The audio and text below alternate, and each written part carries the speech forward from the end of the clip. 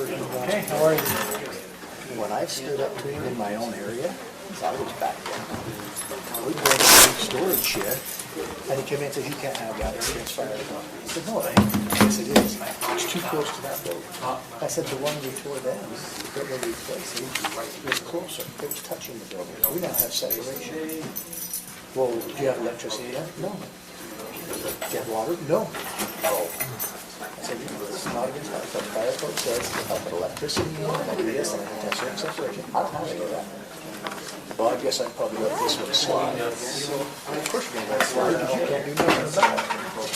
He was trying to make us tear it down. But the administration won't stand up to it. How big a deal is that? Oh, sir. How are you?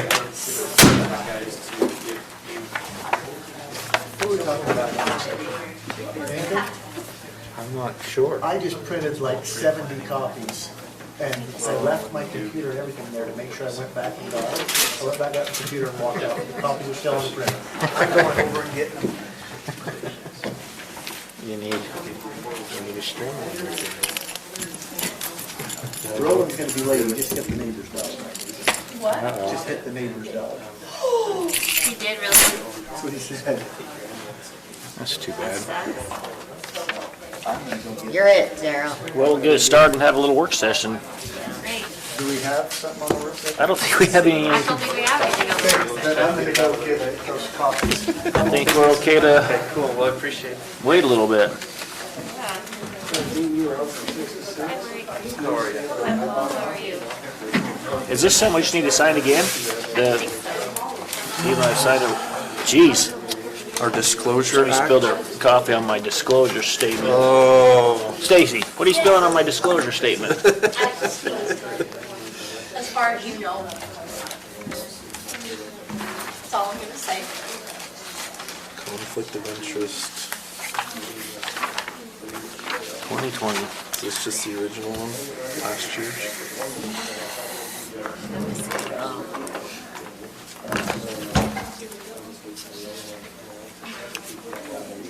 So we can just fill the same thing out, is that what we're doing? Okay.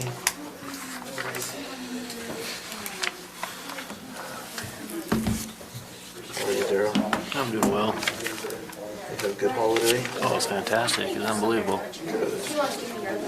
Have all the kids home? Yeah, that's probably what I was good on. Maybe they were just to like throw away. Don't know how it's gonna happen next few years, but this is a good one. What's that? For illustration purposes only. That was very helpful. You want this back? I do. Yeah, you can have it back. She spilled whatever you spilled on it.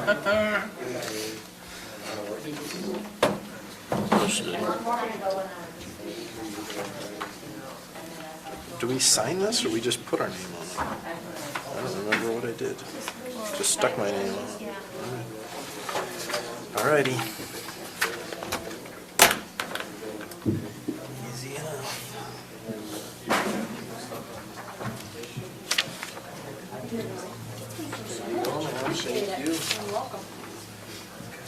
Have a good trip down to Texas. Yeah, it was pretty good. Till the end. Till the end. Yeah. Till the actual game. Yeah. My daughter's moving to Texas. Or is she? Yeah, Everyone in Texas loves Texas. I don't know why. That's true. What part of Texas is she going to? Austin. I gotta go to Austin Thursday. What's that? Yeah, I gotta go to Austin Thursday for a meeting. I heard it's really cool. Austin is a nice place. And it's not far from, So Daryl, were you going on Thursday or is Roland? Do you know? Rolling.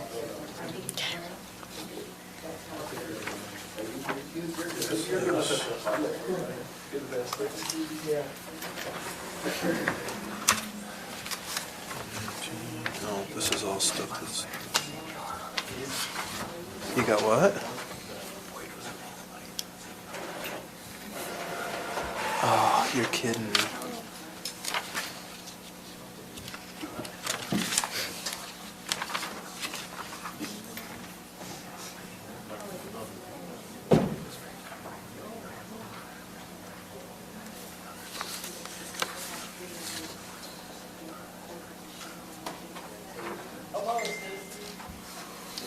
Ish.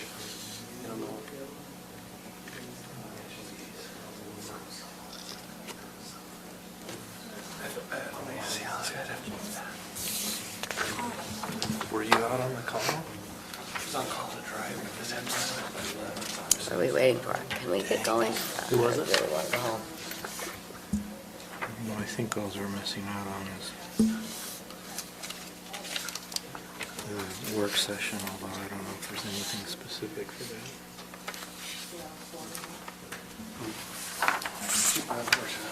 It's a shame.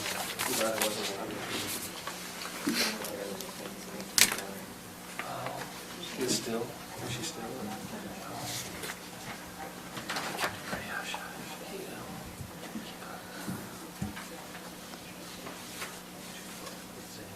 Yeah, I believe Roland, I had less confidence. You have one? So He was gonna at go. least in our earlier conversation, he was planning on going. Okay. It indicated he would go here. All right. So I'll send him the program then. Which is good. So, This is one that's taken up on Thursday night. yeah, yeah, So hopefully he would like it. yeah. And hopefully he washes his hands. No offense. I'll do the resolution for him to read, but he can't show up in his work clothes. It is at the Capitol. Might be.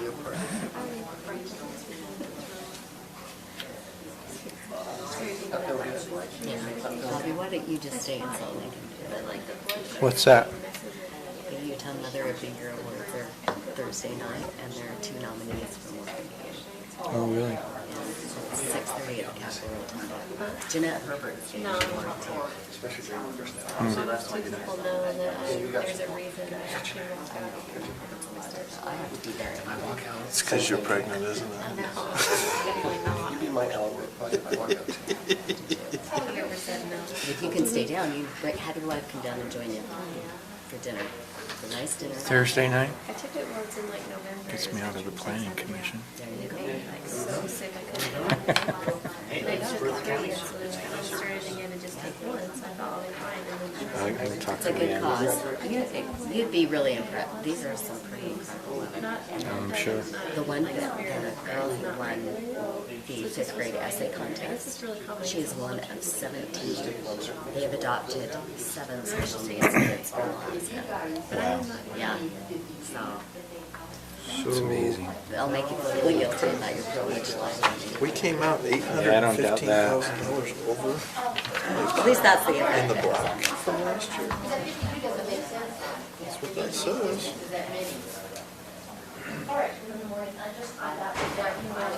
Daryl, am I reading this right? That we came out 815,000 in the black from 2019? Wow. That's the right line, isn't it? Yeah. General fund. Better than what I thought. That's way better than I thought. And here we were. just rolling in money. If we have to get 400,000 back, right? Yeah, we might if that thing goes through, right? Now, there's these citizens that are fighting the tax reform and there's 400,000 How are you? that we budgeted. Great, thanks. How's it going for you? Anyway. Yeah, something about. There's people here that tight about it. Yeah, when the person who's out there. Yeah, I'm good with that. Needs to be Not signed. for this one. I don't know. Over this interlocal agreement for a work session, so you don't have to spend so much time on it during the meeting. It's cold, going through the door. Never warm out, so. You'll be able to figure there's not. How you doing on it? Oh, did you? I was gonna say, it's not that much.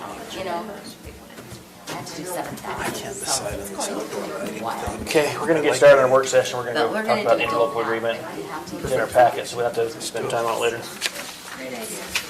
That's great. We're gonna get started on our work session. Well, good luck. We're going to the interlocal agreement, you say? Yeah. That is.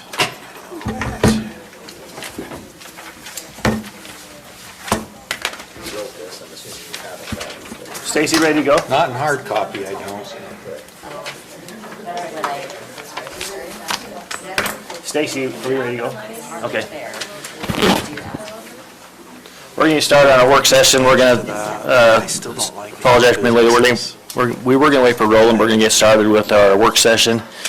And we're going to talk about the interlocal agreement that's in the packet, just to save us a little bit of time later. Let's see, am I not seeing? There we go. Holy red lines.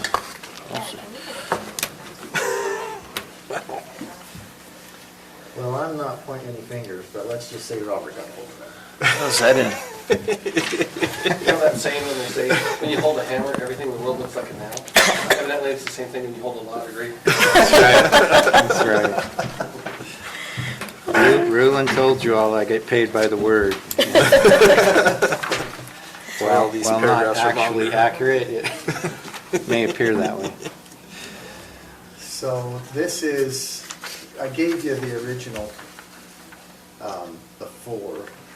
I can't remember. Here it is. I gave you the original that I brought over before to go over. This is the one that Robert has reviewed and made recommendations for corrections. Most of it I see no issue with, it's just going through the basic stuff. There are a couple of things I would like to discuss. And that's when you get down to membership of the board. So and Robert's corrections are correct, that's the way the law reads. But I would like to discuss the wording on the law, and I wonder if I ran out of paper in the printer, because it's not on the back.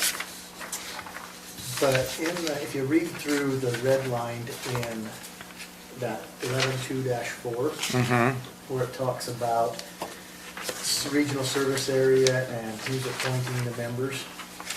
So, just for refresher, you want this down, so. That's right, top here. Just as a Oh, refresher, the the gotcha. existing organization is 1 member from the city council, 2 members from the county council, 2 members from the school board, and 2 at-large members that are just appointed by the board from the community. What I'm not 100% certain on is when it says regional service area, is it talking about the area served by the recreation, or is it saying if you had set up something like a special service district, and then it comes from that entity? And maybe Jan or Robert, you can clarify that for me when you read that. The law's still there, it's just redlined and Yeah, broke so- up. But I don't know what that means. I'm specifically referring to our at-large members. And this is why it's a concern for me. We all know what it's like doing the job we're doing right here and the time commitments we have. On the Recreation Board, it's typically our at-large members, because that's usually the only committee that they're on, that put the most amount of time in and do a lot of work on that area. So eliminating those at-large members, I worry about what will get done if we rely only on the elected people.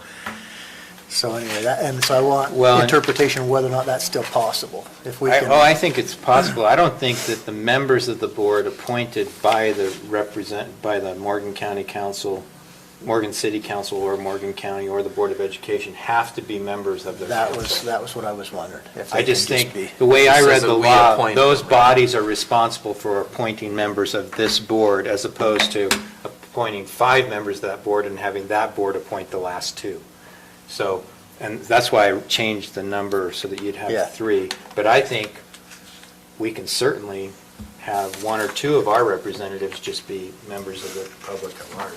Okay, I would like to keep some at large. I would like to reduce the city to 1 and reduce the county to 2, and those 2 spots be filled with at large, if that's Are you amenable. good with the school staying at 2? Yes. The reason I am is because we use so many of their facilities, and I think they will feel like they have a good seat at the table. As long as you knew you didn't have to leave it at 2 because of Placerville County, but you are Yeah. allowed to, so Yeah. it's good. Yeah, no, I Would you recognize give- that. Sorry, would you give the school district and the city the ability to fill from the general population as well, or would, if we do? Yeah. Jan, you can correct me if you think I'm wrong, but I read it as, you don't even need to have a member of the council on this board. You That's could have actually how both I of read your it, too. members Yeah. be members at large, and that's their option under the law. I think you keep the purse strings no matter what, so that's the good thing. You just want people on there that weren't sending you things all the time you didn't agree with, but yes, that's correct. That's your That's designee. how I viewed it, that it potentially could run like your fair board, like your airport board, all those, you know. I like the idea of having some council members, some elected people on there, because if you just have at-large, then, you know, you don't have quite a grip on what's going on as you do when you have the elected people there. But having a couple of at-large people, I think, has been very valuable to that board. So you're suggesting having no council members on the board? No. I'm suggesting leaving it like it is today, where Okay. we have 2 council members, 2 at-large, 2 school board, and 1 city council. So regardless of it bills from the county council, you'd still have 2 at large. Yeah. Now, if the council or the new commission decides that they want all of those to be at-large, that's their choice, but at least we have that ability to have some at-large on there. Other than that, I didn't see really anything in the changes. Yeah, I wasn't really familiar with the act, so I just read through it and tried to make some changes that I thought were consistent with it. We probably In 8A, there's a question, what are the district and the city providing in terms of funding should be added in this section? But I think the answer is nothing. Nothing. Yep. That part was removed Okay, because of the ramp tax, so. so that would be deleted from the Yeah. final draft, that Yep. MTD. Now, if we wanted to add in there something along the lines of what city and school district facilities we use, because we do use facilities from both entities, we could do that, you know, and say that that's what they're going to provide as if you wanted Yeah. to do it that way. So where this is now a tax being collected for the funding of this, is it going to be part of the council's budget process, or is it going? Yes. So the county will be the general fund, or, sorry, the fiscal agent for the board. And so the audit and the budget process will all include, well, right now, we send all that to the school district, and they include it in their budget for approval, as well as the audit, school district's auditor audits it. That will now revert over to the county's auditor and the county's audit process, or budget process, sorry. Starting a week ago? Starting a January week ago, yes. And I So talked to do we Scott today, know- and he hasn't sent the money over yet, but he's going to, 1. Do we know about what that amount is going to be? Do we have a? that he's sending over. No, that we expected to collect Uh, based on last year? Yes. In fact, I think it's in your budget documents. It's in that special fund balance. It was a little bit more than we anticipated. We anticipated just under 100, and I think it was just over. Okay. And that was for 6 months, or that's for the whole year? That was for the whole year.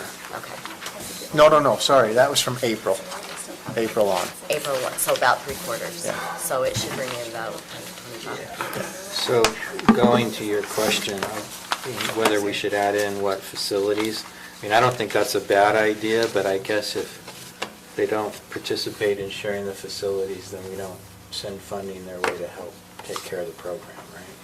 So I would be open to including it, but if you don't think it's necessary, I don't have any insistence or concern that way. And then we just need to update the January in the introductory paragraph, and then in the signature lines, it needs to be The January dates there. 2020. So as far as whether we should or not, I don't have a strong opinion on it, but my opinion in these kind of agreements is if you ever think there's going to be a question, spell it out. So if anybody thinks that could be a concern, It seems like the city stopped sending funding to this a year or so ago, is that no. correct? They ended up, because we decided to vote on the ramp tax and we approved it, they went ahead and funded. And they had funded this year also. Okay, so if they're gonna have a seat at the table, basically a representative, it wouldn't hurt to put something in there, because like you said, down the road, maybe they'll pull their facilities out or not participate at all, but still have a member on there. But it may not be a bad thing either. So I would just say, if you think you could go south down the road and they could pull their facilities out, then you could put in there, they have a seat at the table basically because they are getting in kind. Okay, we could just add a new section 9 that said facilities to be shared and Kind of the same with the school district too, isn't it? Yeah. Because they have 2 seats at the table. If they ever just said you can't use our facilities, then maybe you wouldn't have that much community. So it probably wouldn't hurt to do a little past section to show why they have a seat at the table maybe. I would think that that would be an important thing to include with the incorporation process going forward in Mountain Green, to know, does that happen, do they automatically get the seat at a table? So as we go forward, we need to anticipate that it's always Very just been good idea. assumed that it's Morgan City because it's the only incorporated area, but if we have another incorporated area, what are the qualifications and what is the representation on the board based on that?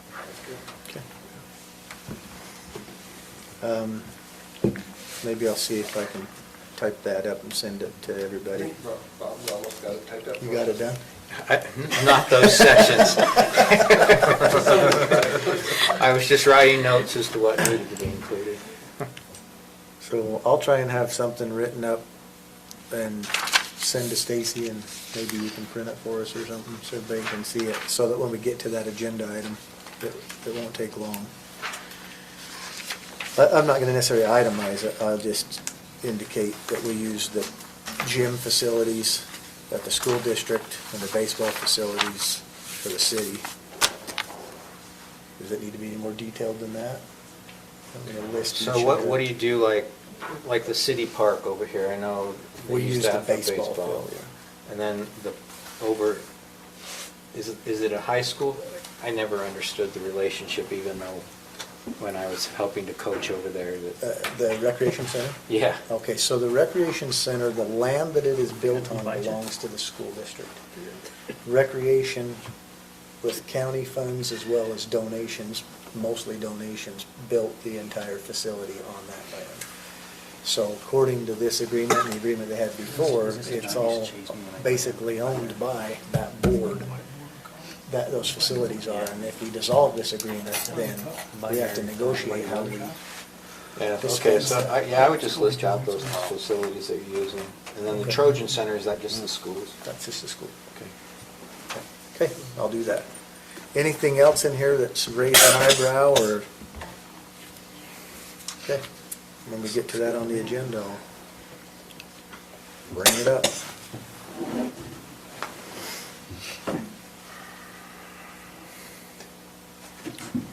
Iran retaliates with a missile attack. Yeah, about a dozen. No, we have a work session. Do you want to go round table? Go around, see if anybody has anything.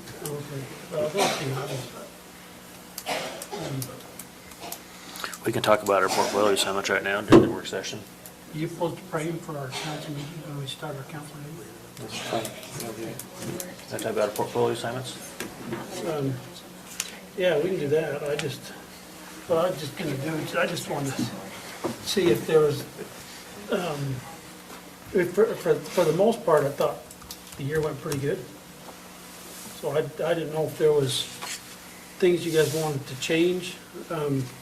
If there's somebody else that wants to be the chair, if they've got different ideas, I'm fine. If there's things we need to change, but basically what I wanted to kind of, and then mainly then just try and do, because we should be pretty short.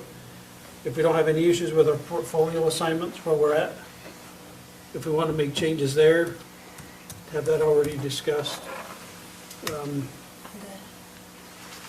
What? I'm good. You good? You're good with your portfolio? I'm good with mine as well. I'm not looking for any new ones, I can tell you that. Yeah, I'm comfortable with the assignments that I Where we're have. at? I'm happy to Jeez. continue doing them.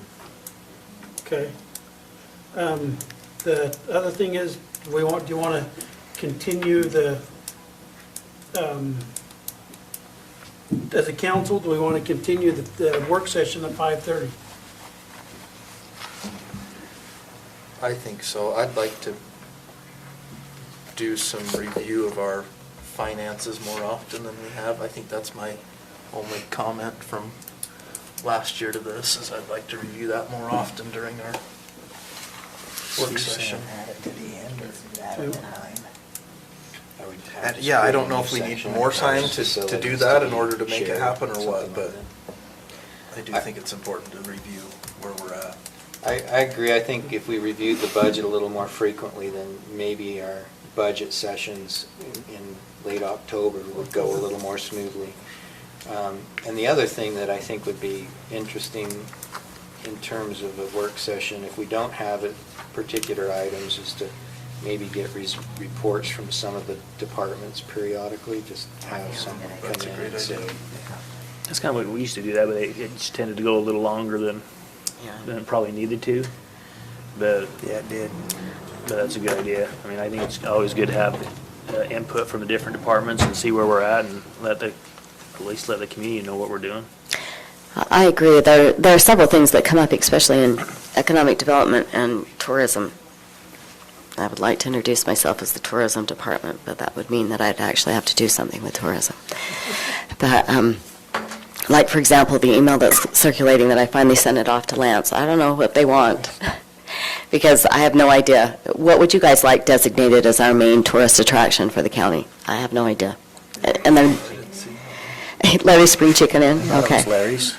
You raised the Could bar. be. Yeah, there's the thing is, I don't feel comfortable being the only one, but I have no idea when do I bring that back. I got the email yesterday. I probably should have noticed that they were trying desperately to get a hold of me and not Steve.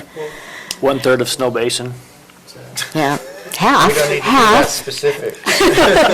Snow Basin, you drive through our county to get there, and there are operations there within our county. So, yeah. Right now, they have it as Devil's Slide. So if we don't want it to be Devil's Slide, Well, yeah, East Canyon, Lost Creek. Yeah, that's Yeah. a good point. Yeah. Maybe Lester is probably much better. well, you read the email, you know more what they want than I do. oh, is that what it's asking for? What are our natural? Natural history markers. That would be us to do that. I don't know why they don't do that. That's what I'm saying. We ought to take advantage of that, open that back. Oh, up natural and history make marker, that our okay. thing, you know? So unless anyone else has a better idea, then I have to be on a conference call tomorrow at 11 to tell them what we decided. So, a thought I had, we control Lost Creek, right? The county does. There's some opportunities there, the study that Gina did that we need to look a little more in detail at. If we were to, decide to reopen camping and try to do something more there, that might be a good opportunity for us to kind of push that. There's a thought. So anyway, something to think about. Has a East new Canyon's road. already established, but that's a state park. They're getting the revenue off of it. If it's something we could push people towards and we take the revenue, great. That's a I good talked idea. to some fishermen yesterday, after you and I talked, and they said that they're really bummed out because the road's fixed now, because where they had the lake to themselves, it is now packed all the time. See, and there's a lot of revenue that comes into the county and leaves Yeah. because nobody's stopping to spend money You know, here. Mike and I have talked Yeah. about charging an entrance. I think we ought to. I think we ought to charge an entrance fee. I think we ought to reopen the campgrounds and Open do the something. campground, you can charge $15 a night for camping. You get camp hosts to manage it. And get the gate moved and open up the camping on the very north end. And get that all opened up. There's already bathrooms back there. So I've been up and then across the dam, and then along the side of the hill to where there's like a place where people put in their boat. The boat ramp, yep. The boat ramp. And then can you go further around, and that's the north end to So get right to now, more it just camping? goes around the end, and then as it starts to climb, they've put a gate across there for Deseret, so that Deseret doesn't have to deal with anybody. Bureau of Reclamation, part of the deal was that if the state gave them the money to fix the road, they would remove that gate. We just need to hold them to it. And so the state gave us the money, now they just need to remove that gate, because they're just doing it for politics. It's just, Deseret's very powerful politically, and they just backed off. We just need to hold them to their agreement. It's in writing. There's another campground on the backside. There's bathrooms and everything there. They're not being used because nobody can get to them right now. Except by boat. Unless you have a boat, you're not allowed back in there, unless you want to walk. Is that a dam? I've never been up there. It's Yeah, behind around the on the dam. backside of the dam. Yeah. It's the top end of the. I mean, I saw the dirt road went that way. but And I it's a didn't- nice dirt I road. didn't try going along. And they maintain that dirt road all the way back, but So is it Deseret Livestock or? no, Bureau of Reclamation owns it all. Oh, But Deseret borders it, that's Yeah, why, Deseret surrounds it. And with their recent purchases, they really surround it. yeah, they surround it on, But still, every 3.5 state sites. park charges an entrance fee. I'm not Yeah. sure why we wouldn't. And it's all part of our existing agreement that we're allowed to charge an entrance fee, we're allowed to do park, camping, we're allowed to, do all this stuff we're talking about. It's just us implementing it and putting it into effect. Yeah. And they said we would have no problem paying, $5 to go in there. If we know it's going to that facility and keeping it up, we have no problem with it. He says everybody else charges 10 or 15, so. Yeah, I think it's something we ought to consider this year and start working towards, whether we get it fully operational this year or not, at least it's something we could work towards. I mean, if there's that many winter fishermen going up there braving the ice, Yeah. It's a popular one. It is. More now so that they don't have to beat up their vehicles and their boats to get there, but Make it in one piece. it was a rugged road. when it was a state park, and I wish I could remember the exact numbers, but they were getting somewhere between 80 and 100,000 visitors a month when it was a state park, In the summer months, right? in the summer months, yeah. Well, I mean, even just the cost to put that chip seal on that road. Yeah. It's a considerable amount of money, so if we can turn it into a revenue source, we ought to do it. And that was the intent of even pushing for that money from the state, was to be able to open this stuff up and bring more people to the community that way. And who knows, if it gets that busy, maybe somebody will open a gas station and mini mart up in Croydon and Oh, yeah. well, something besides the Sweet. cement plant mini mart. Then off of gas. Well, there's no reason we couldn't lease some space up at the reservoir to a vendor to sell things too, to have Absolutely. a store up there. I wish they wouldn't have tore the building down on us, that one really bugged me. They asked the wrong person and they didn't know we were doing anything up there and gave permission for them to tear it all down. The what building it? was there with water, power, everything. Building. It was the hot dogs. That's right. Second job for you.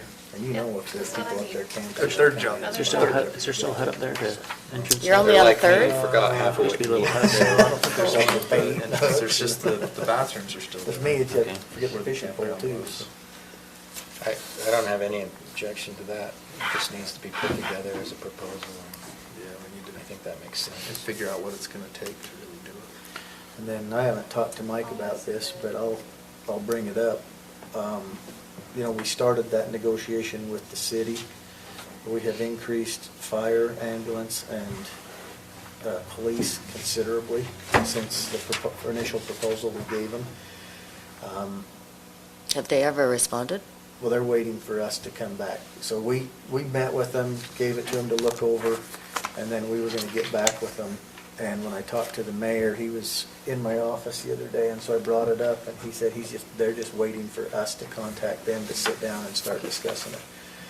We were kind of hoping. What? to at They're least not in a have hurry to pay discussion more? with their I can't council, imagine. But evidently, they haven't done that, so. But do you want to just proceed like we were? How would you like us to address that and move forward? Do you want us to take into consideration the increases, not take into consideration? And remember that we haven't made, I don't believe we've made any adjustments to animal control since we made that a full-time position. Is that correct? Correct, we had it included in what we gave them. Yeah, We but suggested as far as what an we're currently increase. being paid, No, we haven't been Yeah. paid anything additional. and at the time, our calls. My were biggest thing is, as long as 50%. what they're going to say to us is, you gotta show us what the enhanced service is that we're getting. And that's easy to do with the police department, because we can say, we're dedicating a vehicle to Morgan City. With fire and ambulance, it's a little more difficult, so we just need to figure out how we approach that. And Well, that used to be true when there wasn't the second officer, because my understanding is we were going to start putting an officer in Mountain Green, at the middle school.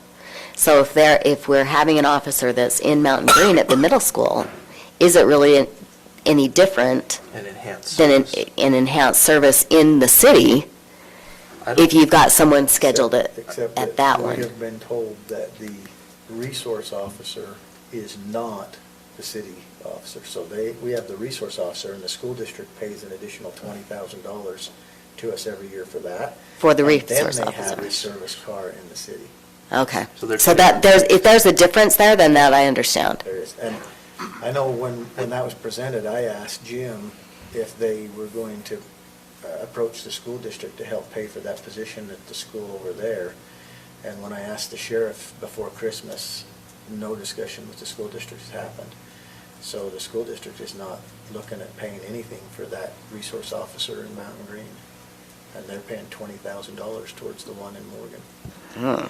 So I think we need should to- probably direct him to do that. I spoke to him as well, and he kind of said a similar thing, that he hadn't spoke to them, he didn't know that we wanted him to. So we need to have some I think official we should direction. direct him to do that. I agree. I really think that should be contingent upon that, to be honest with you, because that's a lot of money. I don't say it's not necessary. I think having somebody there is very beneficial to the schools, but I think it's very beneficial to the schools now to help pay for it. Because there's a lot of downtime in that position, a lot of downtime in that position. If you continue to give Morgan City a pass, it probably goes back to what Member Cannon was saying. Why would Mountain Green, if they incorporate as a city, why would they send us any money for ambulance? Yeah. Morgan City doesn't. They just say, you're not gonna not respond. Well, Morgan City does pay us for ambulance now, although it's not. it's not a lot. But And they don't pay us anything for fire.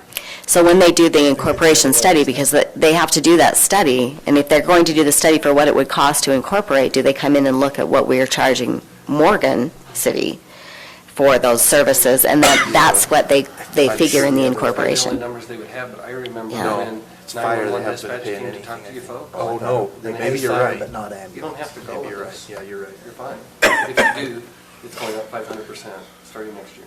But nothing, our feelings Yeah, aren't hurt. we don't have to We're go. going. So you might want to just remember that negotiation when you Yeah, go forward. that was a fun one. Is it would help you with your budget next year if the city really did pay their bills. And I think, from talking to Stacy, I didn't think they were paying ambulance bills. Have you seen money coming in? You're right, it was opposite of what I said. They're paying for fire, but not for ambulance. And it's not a lot for fire. A lot of right? our It's like agreements have 10,000 a year, expired. so. That's the thing, and so a lot of them expired, and so it's easy to be a city if you just piggyback off the county. And that's kind of what's happening, and so with other places looking at incorporating, I would just try and get our house in order. I agree. So it's consistent, because otherwise, there's no reason to charge Mountain Green for those exact same things. They should have free ambulance and free everything after they incorporate. And they already have their own fire district, we Yeah. pay extra for Which is- that. My view is that one, you ought to consider the increases that we put into those budget items. I think we have to in order to be reasonable. And then I think that you should enter into an agreement with the city for reasonable compensation for those. And I would expect the same of Mountain Green, that in fact incorporates. And your point's a good one. It's like, you have the option of having your own police department, and many cities in the Wasatch Front choose to do that, but I think it would be, there's a lot of duplication, and it makes sense to have the county provide the service, but Shouldn't this be easier now that our fire chief is a city council member? Or Or it could be worse. the other side of Yeah, it, you can say, you don't, just fight it. They're never going to stand up to you.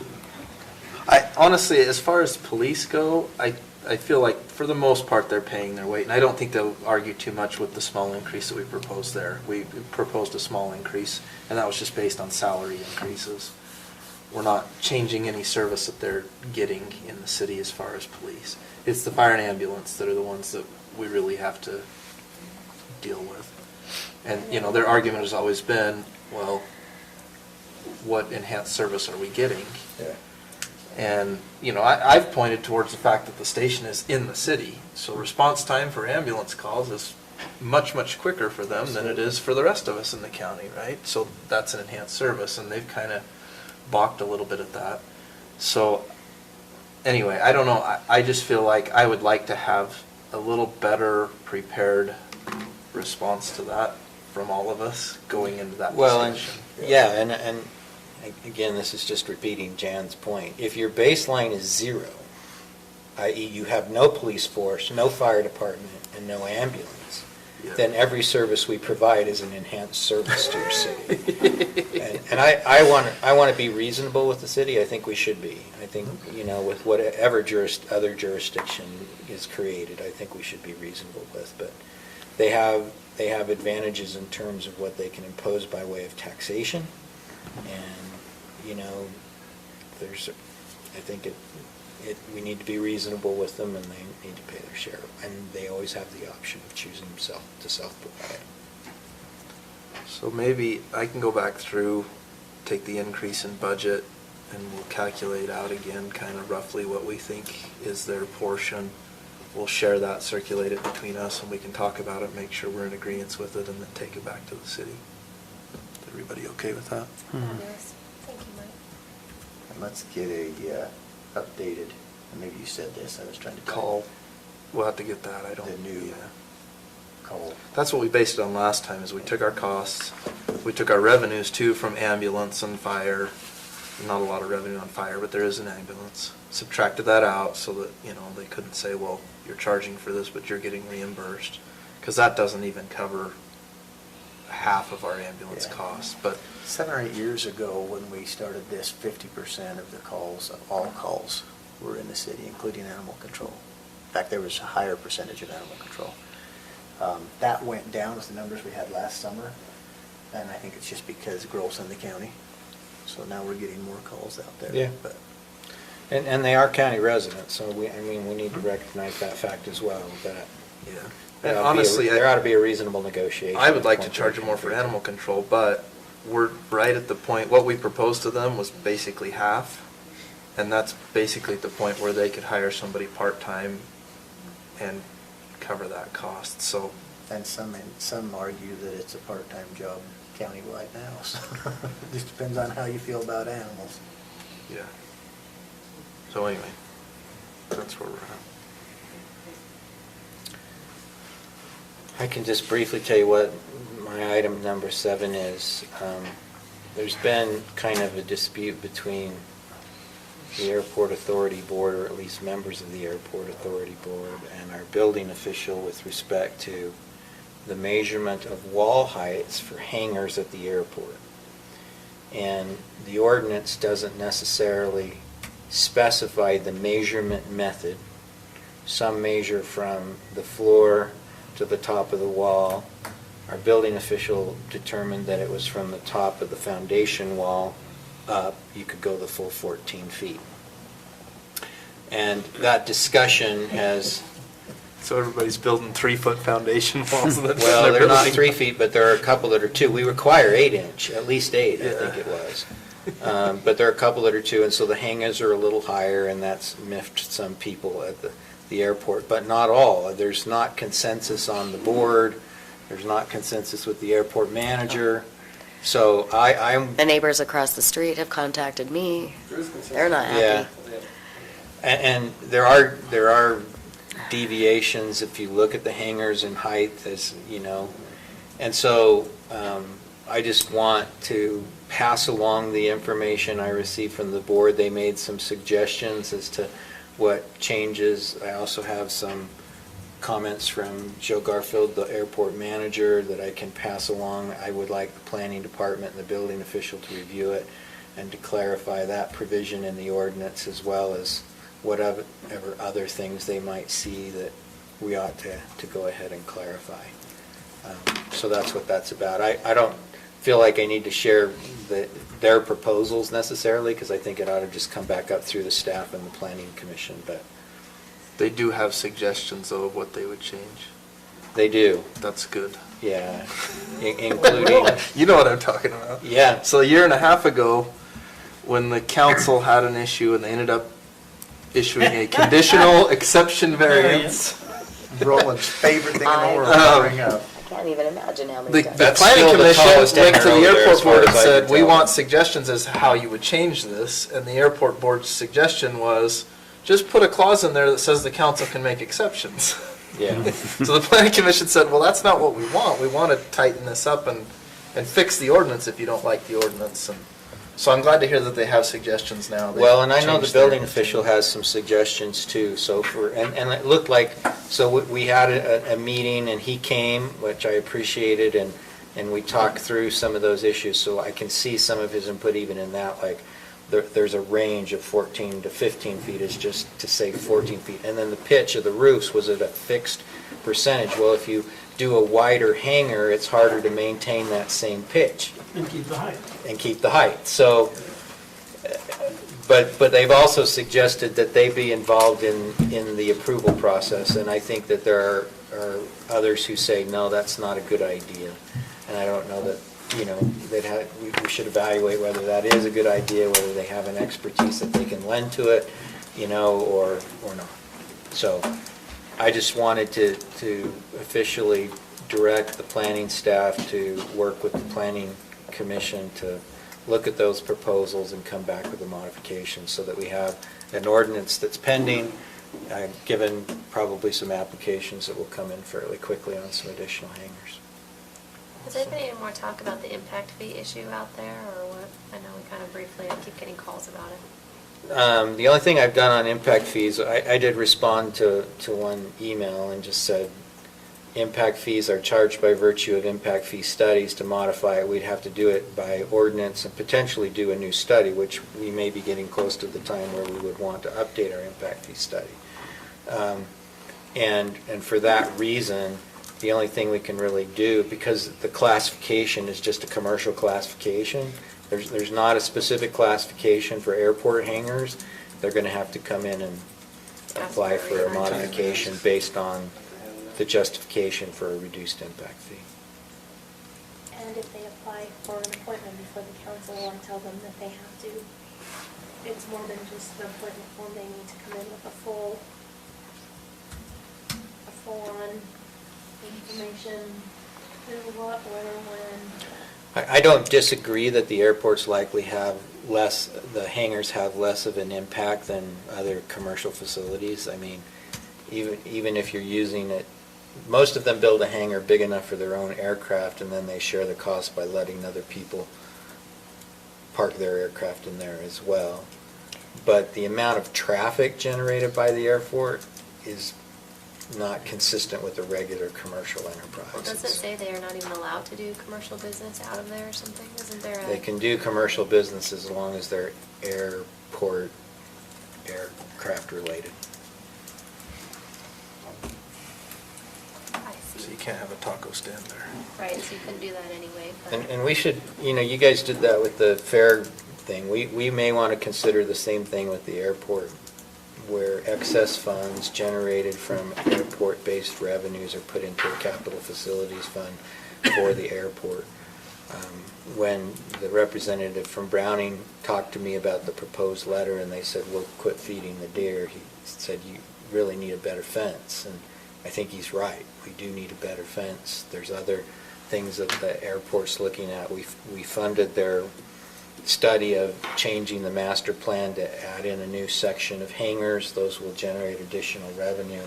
But before they generate additional revenue, we will likely have expenditures to bring in some of the main infrastructure lines to provide them with the facilities they need. So I can come back on a specific proposal on that. That's not on for tonight, but.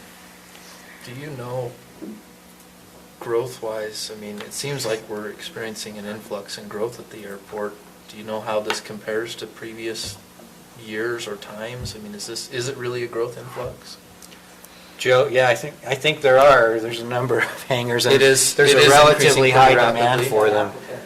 Ready to build just like that if we can get The infrastructure sizes enlarged, Gotcha. taller and bigger. Okay. Although the expansion will pretty much exhaust the available land. I mean, there's only a limited amount of land that can be used, and it's really just one more apron and 2 rows of hangars. And will be built out. There is a design that has been done now, and On those ones? Mhm. Good. mean, it seems like an airport could be a decent revenue source if we do it right. I mean, we are generating revenue there. I think we should be careful it doesn't turn into just a business park too, because I'm seeing horse trailers and boats and all kinds of stuff that I think are in violation of their leases. I think that might be something we need to keep a better eye on, because I'd hate for people to come here and go, well, that's the cheapest office space in town. I could say it's for an airplane, and then it's free for all. So I'd just say keep tabs on that. Is that enforced by building officials? Who would enforce that? By our building inspector. Nobody's selling toilets or, running a multi-million-dollar businesses out of there, so. And then we don't have a code enforcement officer. Basically, Per se. Lance, yeah.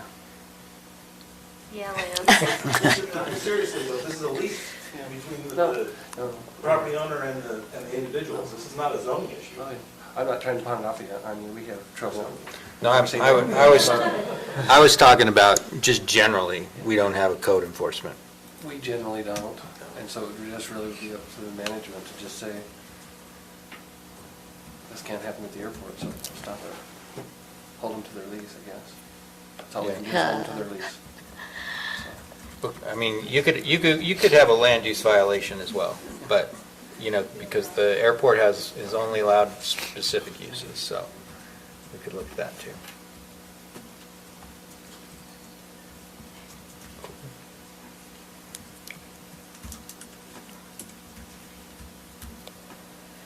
Stacy, are you done with? I'm done. Airport stuff? Am I reading this right, that we, end of year 2019, are 815,000 in the black? On general fund? I can show you what the expenditures are. I don't think the revenues are all in there. So revenue might go up even more than that. If you look at page number 3, Uh-huh. just on the property tax, you can see that shows it posted under the property tax overall. Oh, actual versus budget. Yeah, there's still a significant amount there. I was just looking at page 15, where it has the total fund expenditures, year-to-date actual versus budget. Are we 815 under budget? I guess I shouldn't say in the black, but under budget. So far, Okay. you have in your basket another memo from Leslie. There's an opportunity, one more opportunity for. 2019 Correct. So you'll still have expenditures. another accounts payable go out for last minute utility billing and utilities, things like that. And I have a couple of small economic development bills that Well, all in didn't all, get paid, that's a but- positive thing, it sounds like. I mean, we're definitely well below budget, and more than I think we anticipated. So that's good.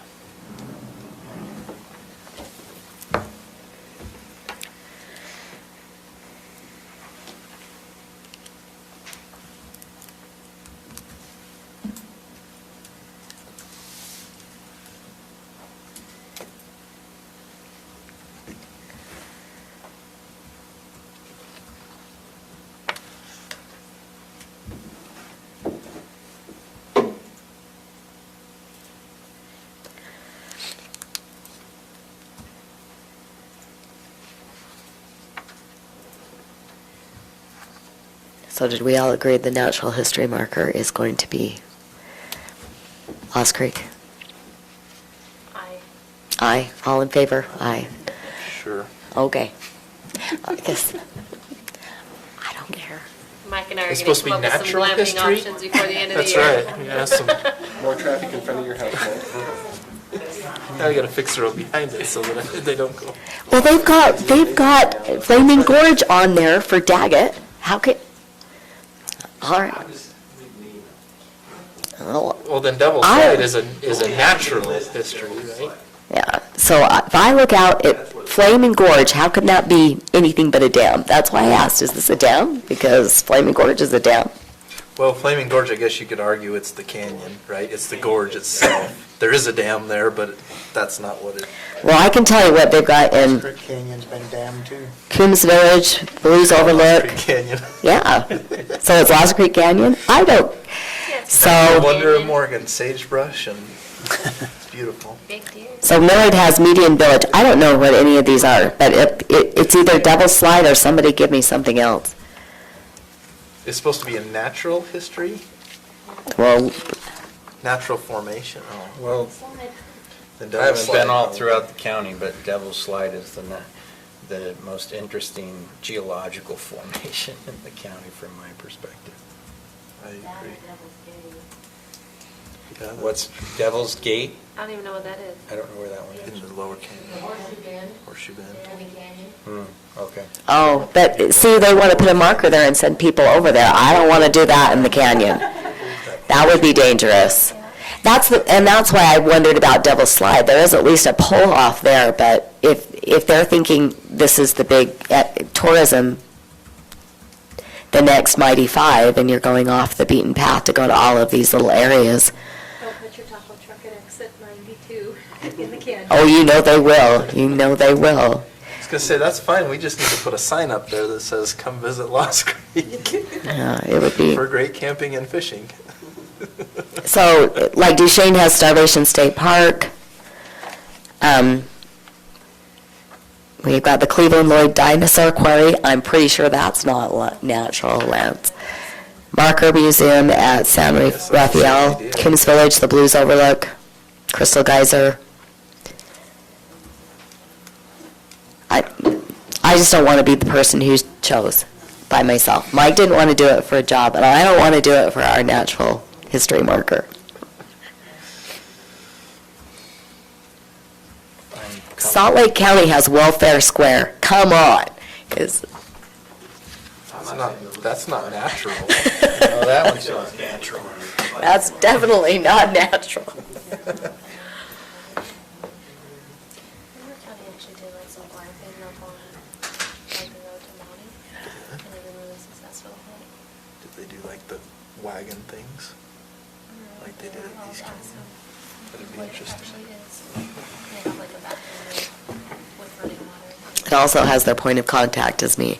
I don't know if I want it to be me. Okay. Tim, if I'm even close to what you're saying, I just added it to 8, where you had your I would like to question. thank Should that whoever be got added me this to chair that? that I can't touch the ground. Especially to have somebody managing the campground that does not tell they couldn't manage that too. I'll ask. I'm gonna need a step stool under my feet when I sit in this chair. See if they can get some ideas for like what gets started. All right, are we ready? That'd be great. I thought we were waiting for you. We got 2 minutes. Oh, I've Nice photo. just been listening to the comments. I just sent y'all a very, very nice picture of our Morgan County's most well-known landmark. All right. Is it How did you What did send we it? determine that was? Huh? I was only half listening. to That's this. Devil's Slide. Devil's Slide. That was like, Guess I could open the picture and see. Oh, nice. Yeah, I think that's fine. Look at all those stars. Located close to Lost Creek Reservoir. there you go. They could just annex it. Complete with glamping and a taco truck. That's right. Put some tents up there. All right, if we're ready. Ready over here? Yes. We're ready. Daisy? All right. I want to welcome you all to our county council meeting this evening. We'll start with a word of prayer and a pledge, and that will be done by Member McConnell. Okay. Father in heaven, we're grateful this time for the opportunity that we have to come before thee on this evening. We're grateful to meet and as a county council. We're grateful for the residents of this county and for the good people that they are. We're grateful for this opportunity to consider and evaluate important issues and pray that as we do that we might speak kindly to one another, that we might enjoy the blessings of thy Spirit. We pray for those who are defending our country, that thy blessings would be upon them. And we say these things in the name of Jesus Christ. Amen.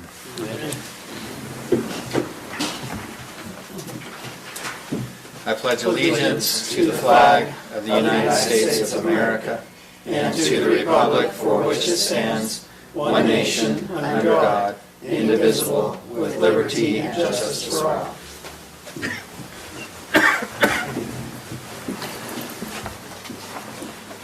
If you have a cell phone, if you turn it off, if you have to take a phone call, if you please step out, that would be greatly appreciated. We don't have any minutes, correct? We'll take that off of our agenda. Any other changes to our agenda? If none, take a motion to approve our agenda with the removal of the minutes. So moved. Member Newton, Second. second member McConnell. All those in favor? Aye. Aye, any opposed? Conflicts of interest, any members of the council on any of the agenda items? Passed out the 2020 declaration of conflict of interest forms. If everybody signed it, that Member Kilmer and Member Haslam, if you'll turn them into me for the end of the night. You Okay. set them here on our, Yep. okay, so there's buried underneath all this stuff. I'll dig it out. Okay. No conflicts of interest? Okay, so we'll go to public comment. If you have any comments, concerns, questions for the council, if you'd state your name for Stacy, we'd greatly appreciate it. And the time is yours.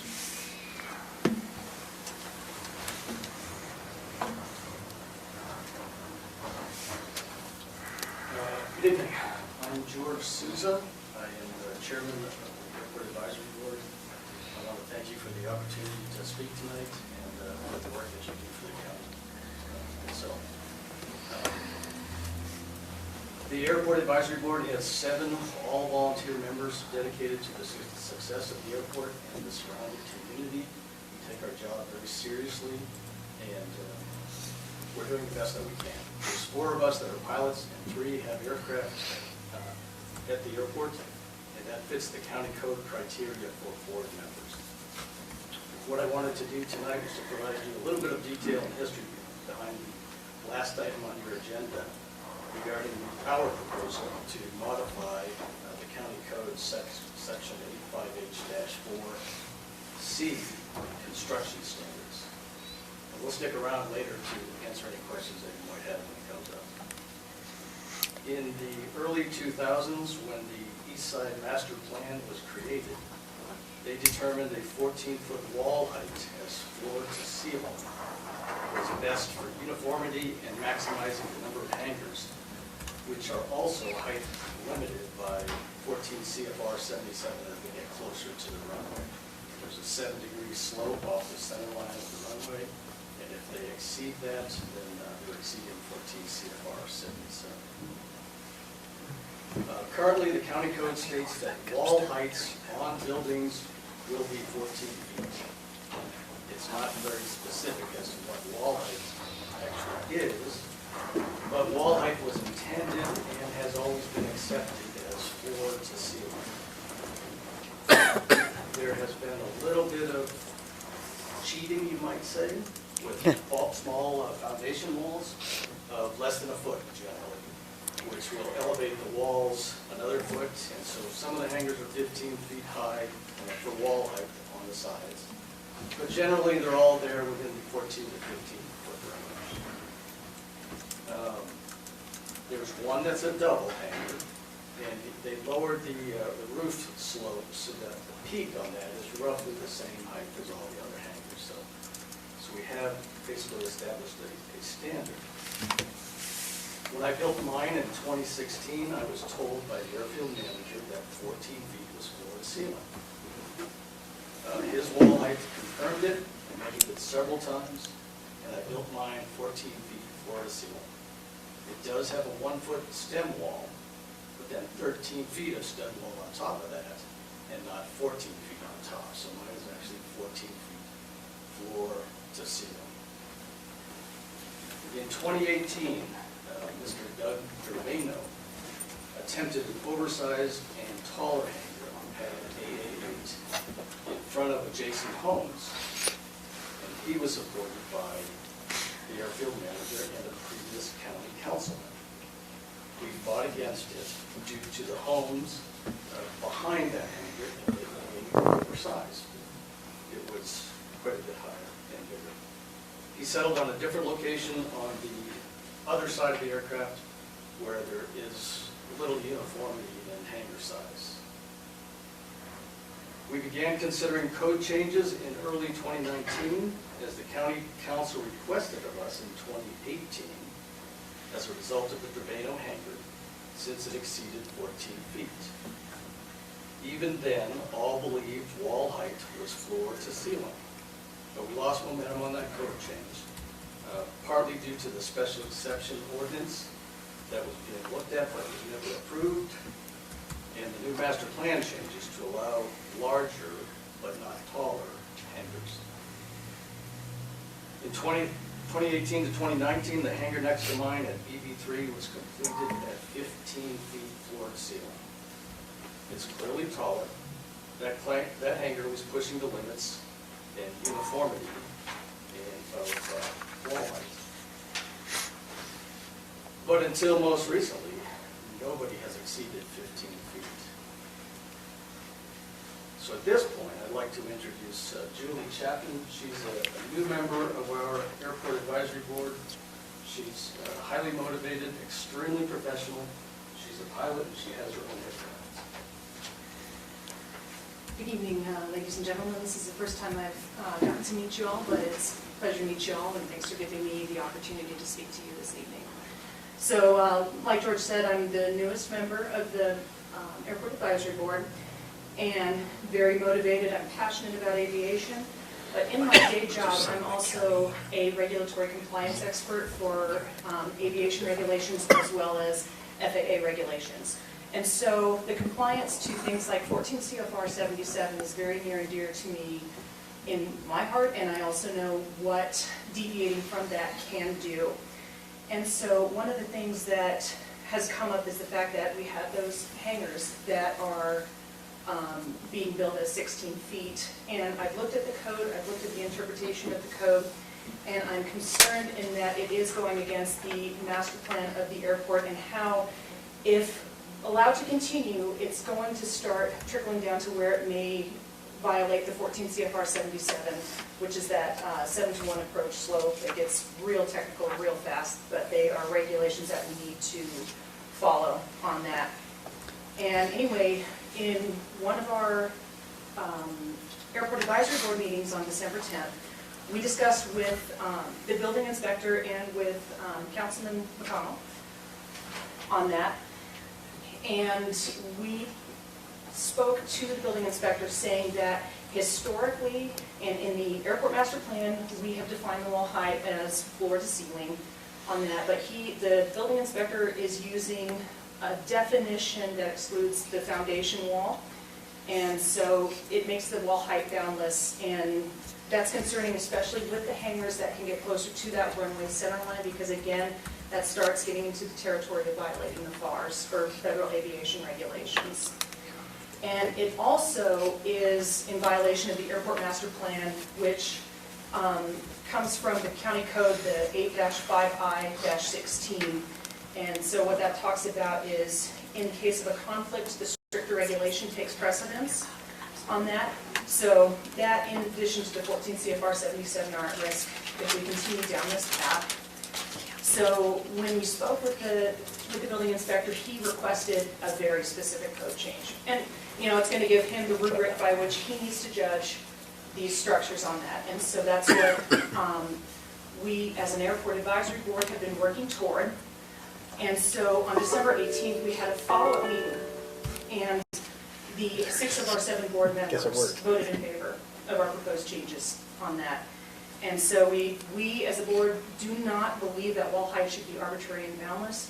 And in reality, you know, some of the non-pilots have noticed how high these hangars are, and we're trying to be responsible and courteous stewards of our airport to our community as well. Make sure that we maintain good relationships with the community and also protect our airport and regulations there. Thank you, ladies and gentlemen. Thank you.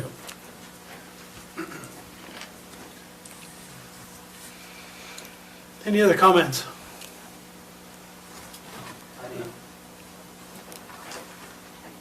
So, I want to show you a little bit about what the airport's about. Could you tell us who you are for the record, please? My name is Joseph Garfield. I am the airport manager. Thank you. I've also been at the airport since 1999. Very well involved, and that's why I became the airport manager, because I have influence there. I'd like to keep it, going. So, we have some ideas that some other people have brought up, but we're gonna go with some truths here. So, our CFR.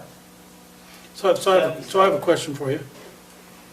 Member McConnell, would this part of the discussion go better with At the agenda. your agenda item as opposed to during our public comment? It is related to the agenda item, so we could, it's not set for a public hearing, but if you're willing to allow them to make their comments during that agenda The item, then, airport manager, you could bring in for no other reason than he's the airport manager. Sure. so Okay, if so we If can you do allow that. me to do is a public comment, then I can do that.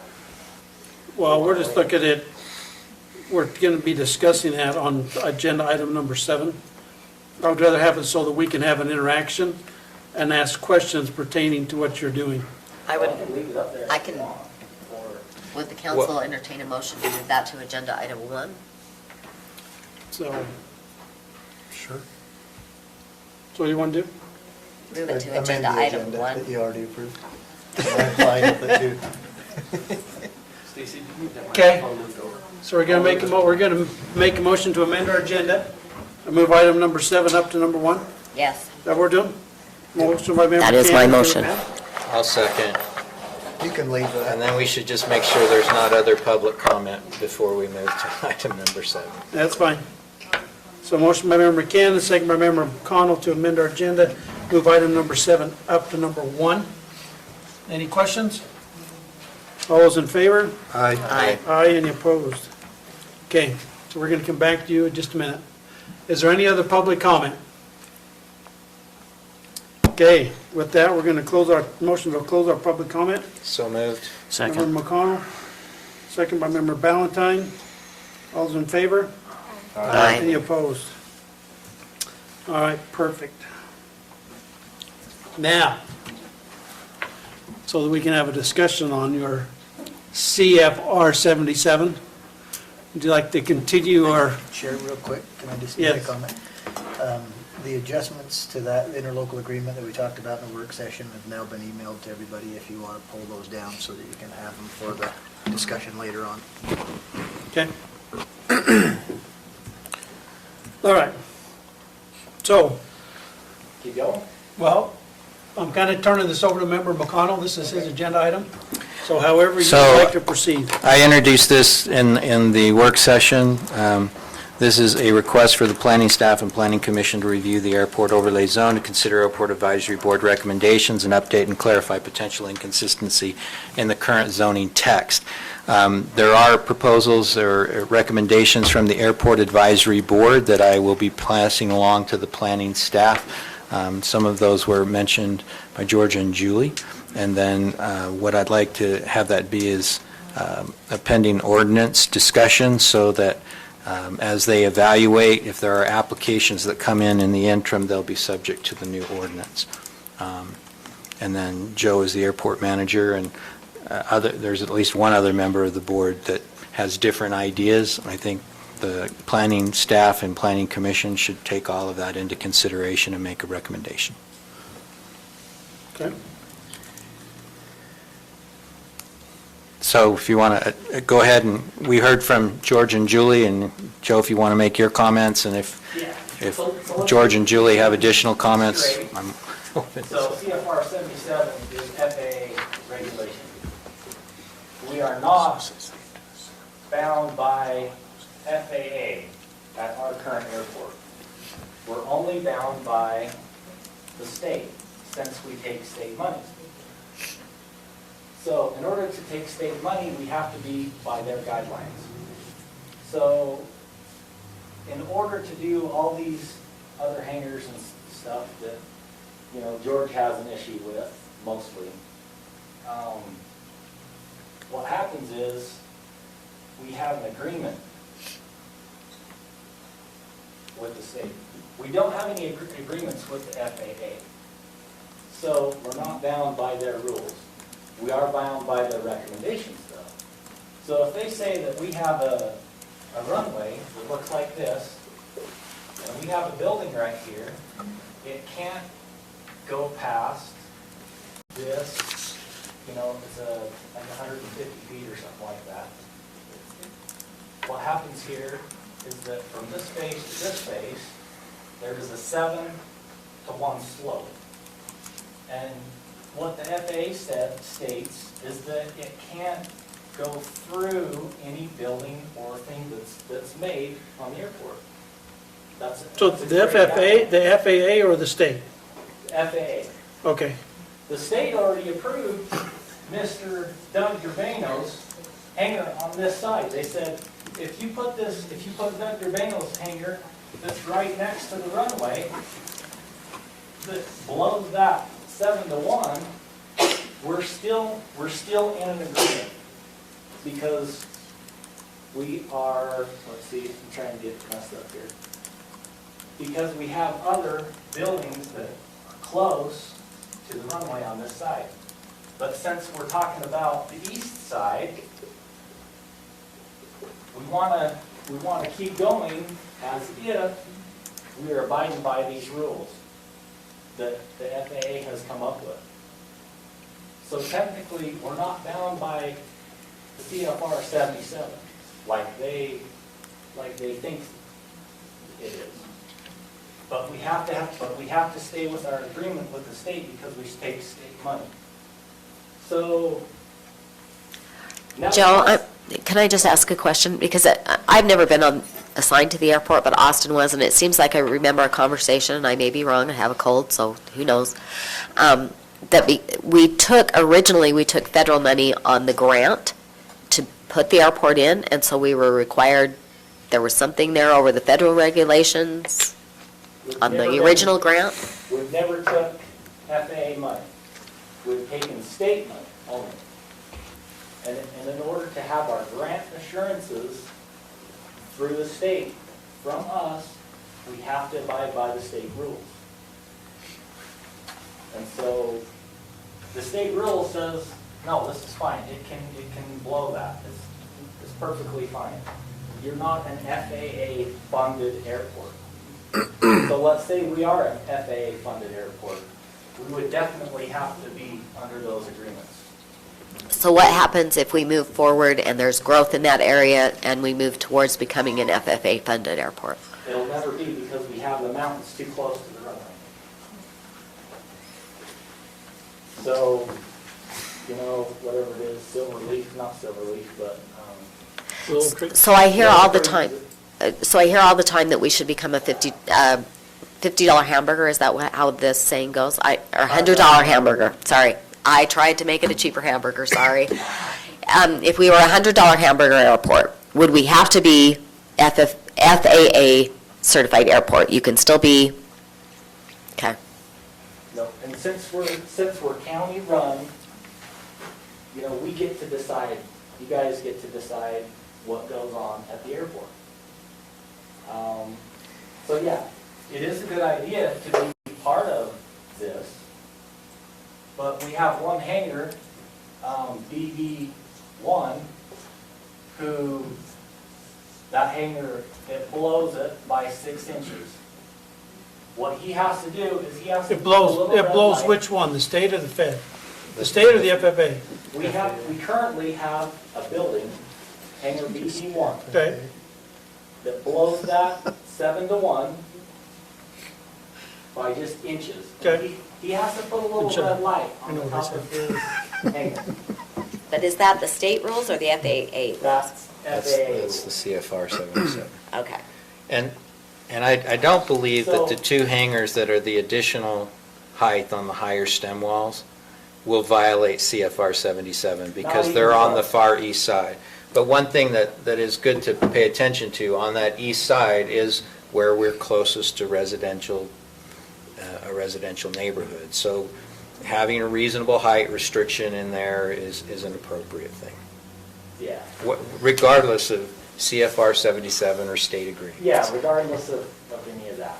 So if we were funded by the FAA, we would, I mean, they wouldn't allow anything, and when they do their inspections, you know, every year, they come and talk to me, and TSA comes talk to me. They all say, hey, you know, what's going on here? They measure everything to see what's going on. They measure trees, they measure buildings that are a mile away. And if it doesn't meet it, then they bring it up to me and we discuss it. So, So the CFR 77 is the FAA rule, right. okay? And that's a good rule to go by because they've got data that goes clear back, forever. So, anyway, I just wanted to clarify that we're not bound by that. We're not bound by that one bit at all. But the current county code does make reference to CFR 77 in compliance with it. It does reference So that. we have to, so when we approve a hangar, it is supposed to be compliant with CFR 77. Our building official is not aware of how to determine that compliance. But if he stays within 14 feet and we don't have stem walls that get too tall, we won't have an issue with it. Because the way they designed the airport, that approach surface, that imaginary surface of 7-to-1, is far enough away on the east side that even the hangars that are first in the row, if they maintain that 14-foot height limit, won't violate it. Won't violate it. And, because it goes up as it goes away from the runway surface, then you could go taller as you moved away, but then you're approaching the residential neighborhood, and so I think a consistent height is a good approach. I think his recommendation for a range is a good approach, which I think you guys adopted. I like clear, unambiguous ordinances, and so getting a clarification into the code, from my perspective, is a welcome thing, and I'm just going to pass along the recommendations and have the planning staff run it through the planning commission, and hopefully we can get some clarity. Okay, so go ahead, Lance. I just,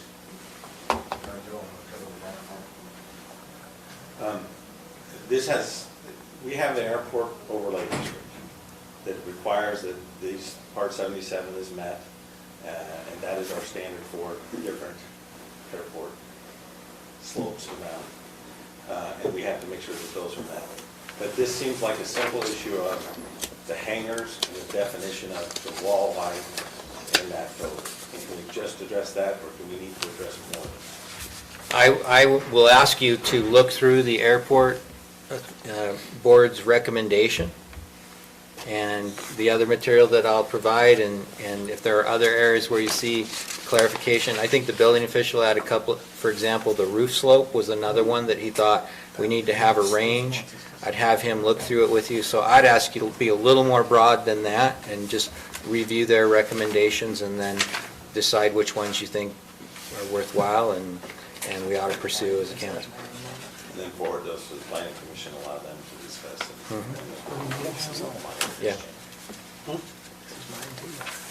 Do we need an official motion on this, or? Yeah, George wants to make a comment. And I gave you that one. This is all right. Go ahead and come to the microphone just for purposes of There is an individual that's interested in building a hangar on the CC row, and his request is pending. We have not approved it because we want to have some sort of limitations in place. And Councilman McConnell mentioned putting something in the lease agreement. When he signs the lease, we could have it in there. So that's one way around the length of this process, however long it takes, to get it into the code or to be a pending code change. But there is an individual that's waiting. There's two. So as soon as we open up the larger hangars, go from the smaller ones to the bigger ones, as our master plan gets modified, there's one there, but on an existing road, the CC road, there's one there, but he's ready to go at any time. So does he meet the 77? Oh, yeah. Oh, yeah, Yeah, for sure. Yeah, he's back on, he would be CC 4, so there would be 3 hangars before him, so he wouldn't be an issue at all. It's just that first row, you'd be clipping that 7 to 1. So Member McConnell, is your idea of this being a pending ordinance related to the height and the slope of the roofs? So someone else could still, their license could, or their application could still go through for a hangar? Or is yours an overview of the whole ordinance to the point that we probably shouldn't let any applications go forward until we have a review? I would be comfortable allowing applications to come forward with clarification as to height and roof slope while the ordinance is pending. Well, okay, so my question is, I mean, if we're pending, our height is the issue, correct? Yes, but I think if as part of their contractual arrangement that they agreed to limit the height to the 14 feet measured from a measurement method that was approved by the airport in the recommended lease form, I would be comfortable with that. And if it was approved by our building official. Okay, so I have a question. So you're the manager, Yep. Mr. Socha's on the board. So do you two see eye to eye? I'm getting the vibe you guys don't quite see eye to eye on this? Yeah. I mean, just a couple of things we disagree on, but, George is still my neighbor. I still love him. I still have unconditional love for him. How about that? Okay, well, so They don't agree on this particular issue. on the 14-foot. The Okay, measurement. that's my question, is, okay, and you're saying 14 foot I from say floor 14 to ceiling? I say 14 to 18, because we already have what we got. We already have what we got there, and if we have that range there, we're great. Okay, but that's contrary to what our current That's why. ordinance is. That's why it needs to be changed, is because people want taller. Changed or clarified? Both. I would have you look at both. Okay. I mean, if So, if the planning commission wanted to recommend a higher, but there is, Julie and George pointed out, there is a airport master plan that recommended that consistent height, and so they need to consider that as well as part of. So we need to change the size of the hangar pads from 50 by 40 to 60 by 60. Just the square footage. And we need to have our measurement clarified that says from floor to ceiling, and this is how it's measured, from here to here. So that our building inspector can say, get out of his tape and measure from there to there and say, this is how it needs to be. But your personal proposal would be to have the height be between 14 and 18 feet. Between 14 and 18 feet, or larger. And the Airport Advisory Board's recommendation was 14 to 15 feet. 14 to 15. But that's where George and I differ on our, smaller airplanes versus larger airplanes. I like growth. And if we have a Pilatus come in there that has a taller tailed airplane, then we need to have something there that they can, put it in. George doesn't like the, larger airplanes. As far as I know, It's not a matter of like, and or not like. it's the growth that he's worried about. By what I understand. Yeah, you're in the middle of this. So, it's a small airport, 3,900 feet of runway. You can get bigger airplanes in there. But there's a community nearby, and then there's Northside Creek that's less than a half mile out on Final. And we are just barely gonna clear the homes in Northside Creek as we pass over them. By 50 feet, right? No, less than 50 feet.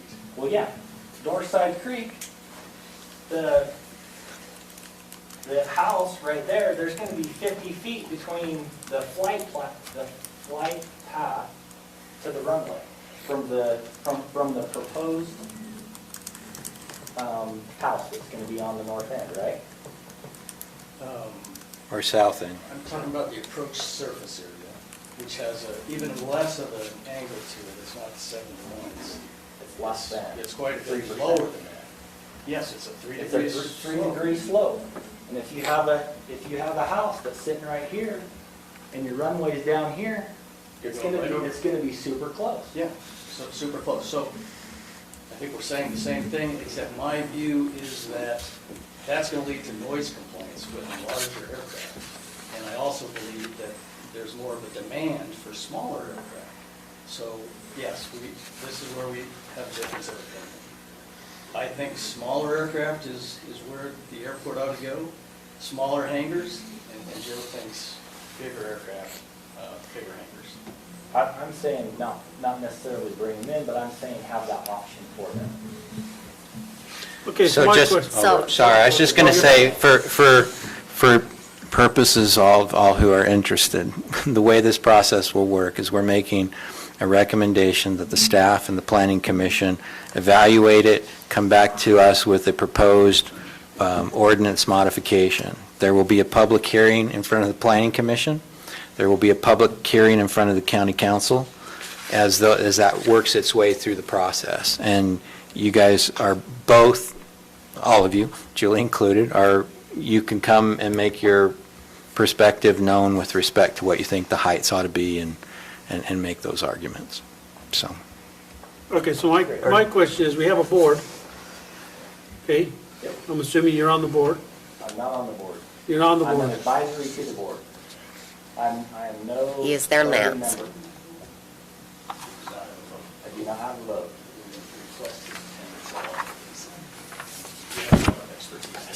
Stacy. Okay, well, So, I'm gonna give you my frustration, all right? there's a lot of pressure. And that was when the Debano hangar will come in, right? And I guess mainly my frustration is with you, Jordan, because instead of giving us, no, this is what it is, let the county council make the decision, and that's how we ended up with a conditional exception variance for Doug Debano's. Oh, he didn't like it either. I never He didn't let like it either. I Trust never me got on to see it this. until it was right in front of us. And it was approved by the building office, and we had to do something then and there, or it was gonna get built. Nothing ever came to us before that. In fact, we got very little notice of what was gonna happen in the meeting when it was first looked at. We were told, we're gonna shift the pad to align with the road behind, Willow Creek Road, so that the back of the pad lined up with the road.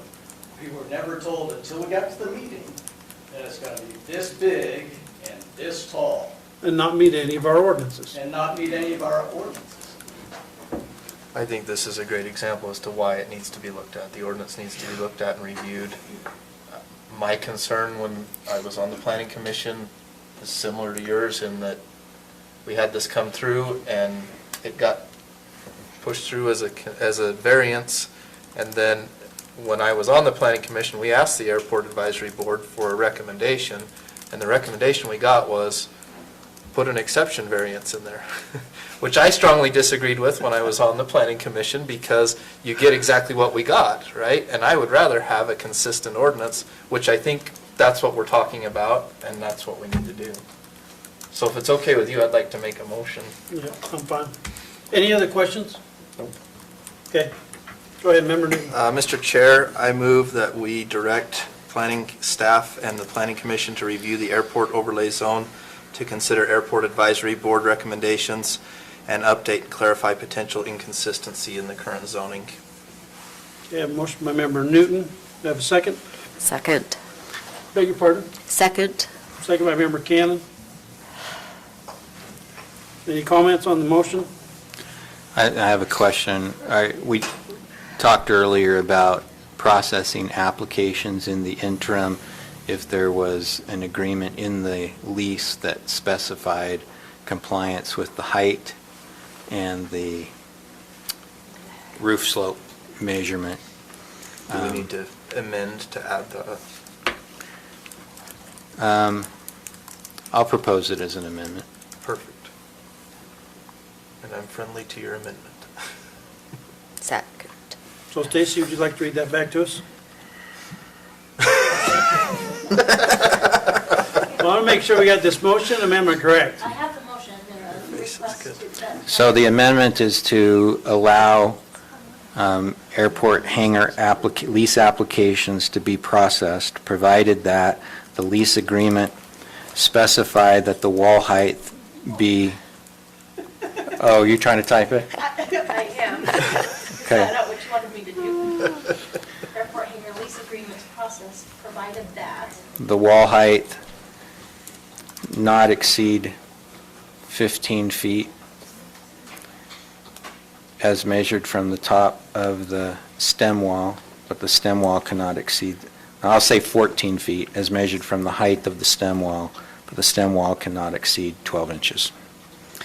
And to clarify, this is 2 applications that we're looking at? Well, you could, I don't know how long this will take. Right now, there are potentially 2 applications, as I understand it. There are 2 applications in. And the roof slope would be up to 412? Is that, Put in there up to 412. okay. Do you have a comment on that? Yes, I do. I thought 412 could be standardized for, if we're gonna go to 60 by 60s, 412 should work for all of the hangars if they're built with a 14 to 15 foot wall height.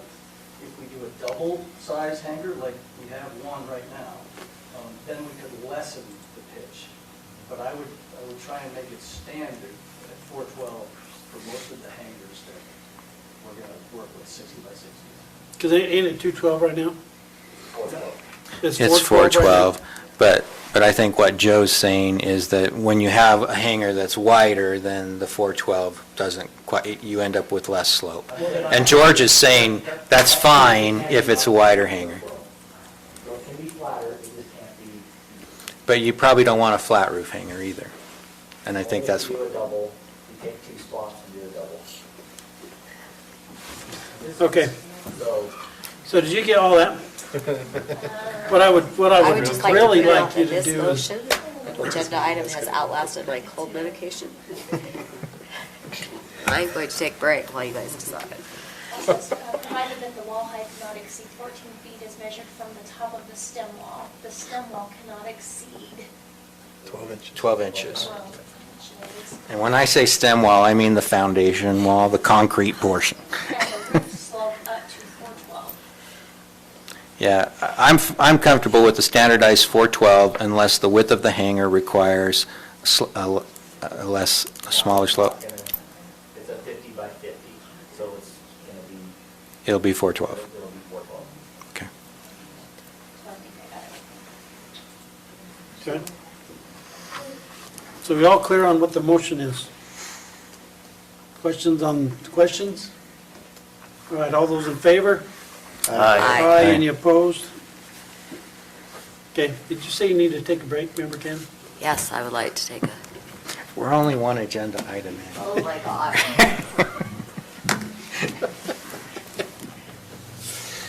Having fun yet?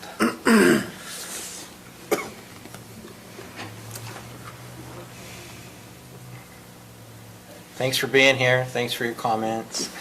You're welcome to stay. More thrilling discussions to come. So my question is this something that the 2 of you can get worked out? Like you said, we love each other. I'm not down that part. But on this issue, yes, we do disagree. We differ. So that's fine. I'd rather not disagree. I like to resolve all issues. But ultimately, and this is all because we're on a break, ultimately, it's going to be up to the board and what they vote on. If you're not a voting member. The board has no power. It's all to you guys. No, I understand that, but what I'm saying is it's up to them on what they present to the planning and to the council. we would prefer that you're all in agreement when those recommendations come forward. And we're not. We're not. Well, the advisory board, 6 of 7 members voted in favor of the revised code that we put, so there's more than a quorum. I agree with that. Okay. And I was not there to advise, and Sheena was not there to advise that meeting. So, Yeah, We did well, multiple email exchanges back and forth on that, though, to be able to get everybody's input on that and be able to present at the advisory board meeting Joe's input and Shane's input in their absence as well. So we let their concerns be known on that, and then also discussed among the members present what our views were on that, and then made the decision on the revised ordinance. okay. Yeah, well, good luck with that. Okay, Thanks. get well. Oh, thank you. all right, we're back on. I am. All right, agenda 1. Your chair and your vice chair. I'm fine with letting you guys keep going for a year. I'd like to be removed and give somebody else opportunity for vice chair, and that's not saying I want to move up to chair. I just want to give somebody else the opportunity for vice That's what was chair. gonna happen. That's exactly what was gonna happen. That's not going to happen tonight. My opinion, I think that it's healthy to change. I mean, I think you did a good job rolling out. I don't think negative to say, but in terms of, I think I'm everybody fine. should have a different shot at it, and I think every year it should continue to move to a different person. Okay, so nominate somebody. I agree. Okay, so I make a motion to nominate Member McConnell as chair and Member Newton as vice chair. I'll second that. Okay.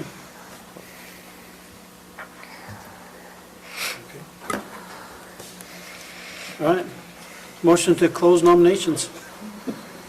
So moved. I make the All right. Member Cannon, So moved. would you second? Yeah, second. Okay, all those in favor? Aye. Aye. Any opposed?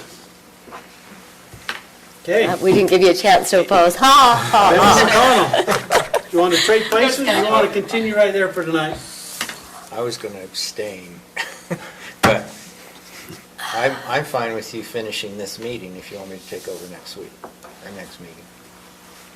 That's up to you, there ain't a whole bunch left, so if you want, we can do that. Please continue, and I'll start next time. All right, so then item number 2, our portfolio assignments. Should we update the emergency services? That was the only one I had questions on.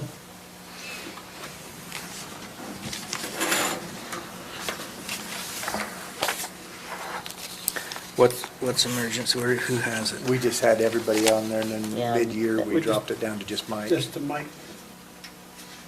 Oh, okay.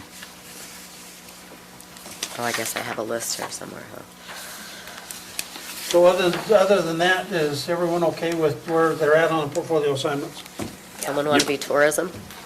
Anybody? Anybody? What is it about tourism that we're talking about?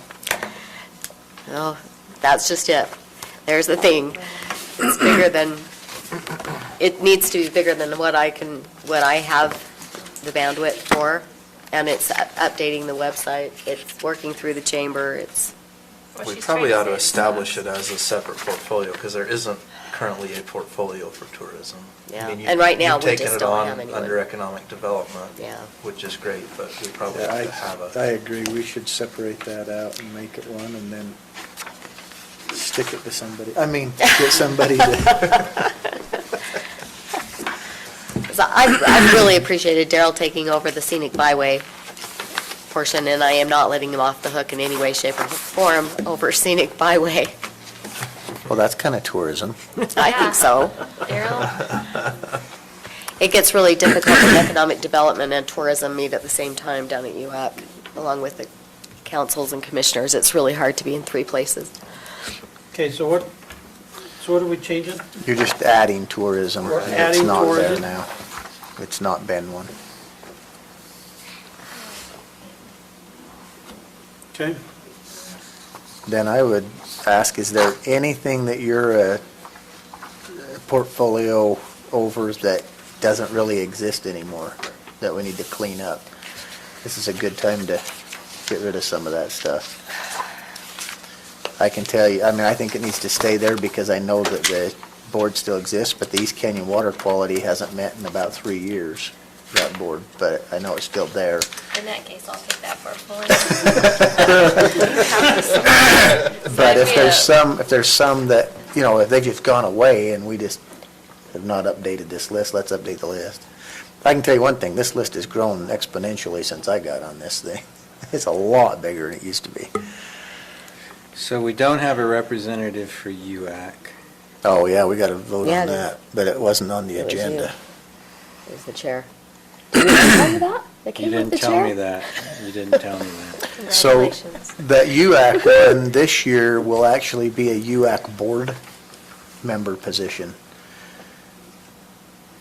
That's right, they sent an email about Yeah. that this week. And then Family Connections, YCC's pretty active involvement. I haven't had any involvement with Family Connections. I don't know whether or not that continues to be. Is that the same thing? I guess I've always assumed it was, but it's here as a separate item. I think they would fall together. It would make Kent. So anyway, I was never involved in any Family Connection item other than my own personal family over the course of the year. At least you were connected to them, that's good. So the WFRC appointments, Andrew sent an email, and that I asked them to put it on the agenda for COG, because those are COG appointments. So, but I think COG usually takes the recommendation of the council, if any of those need to be changed. And then, I mean, the economic development one at least only meets once a quarter, so it's not. yeah. Andrew, WFRC? Andrew Gruber. Yeah. Oh. Oh, that, okay. Yeah, it's out there that they have to have a meeting up here, so.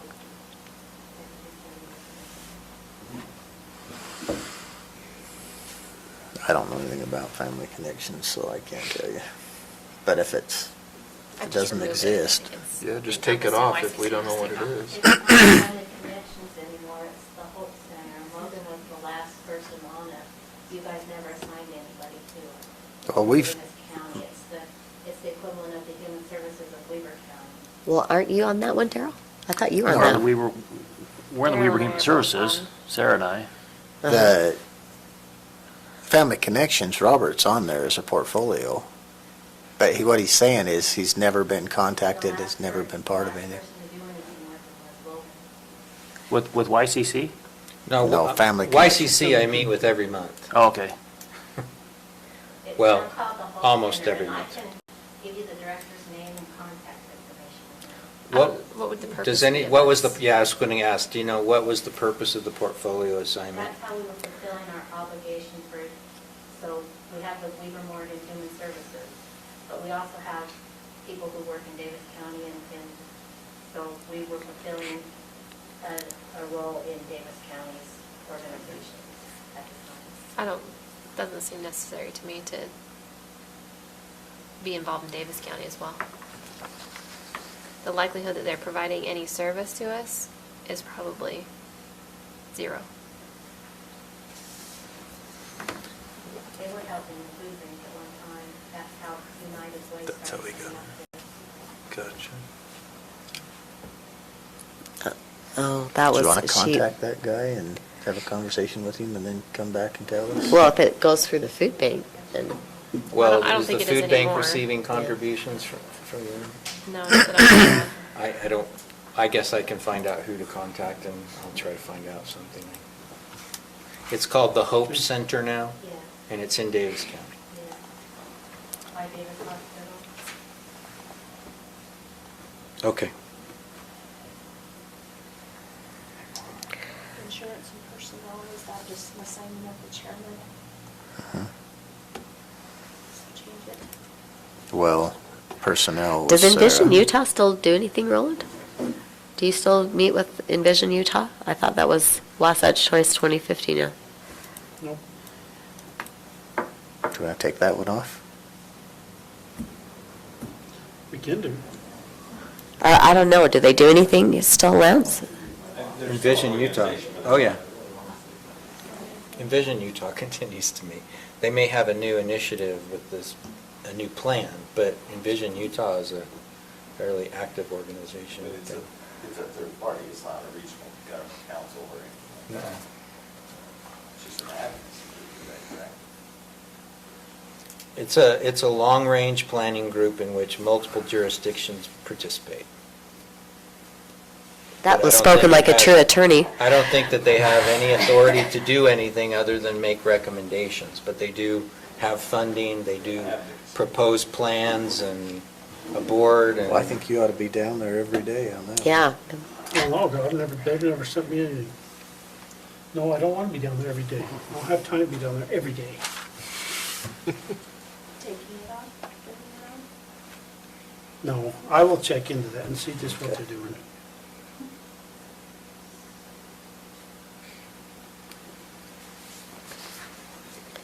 Did you assign somebody to tourism? What? Daryl. Sarah? I took over the, what was it, the scenic byways.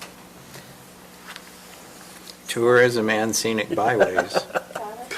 So I don't see JPAC on here. Is JPAC on here? Because that is WFRC appointed, and they had contacted and requested that I do it again. What does JPAC stand for? Joint Policy and Action Committee. So is that just? Policy is and that a Action Wasatch Front Advisory. Regional Council function? Appointment, yeah. Is it what again? It's, hang on, I'll open my email. Oh, 'cause- just did, remember, I say it was part of something else? Yes, it's an assignment from WFRC, from Wasatch Front Regional assigns it, and from their board. And it's Joint Policy and JPAC Action, Active, something, Call it now under the WFRC. yeah, it is WFRC appointed.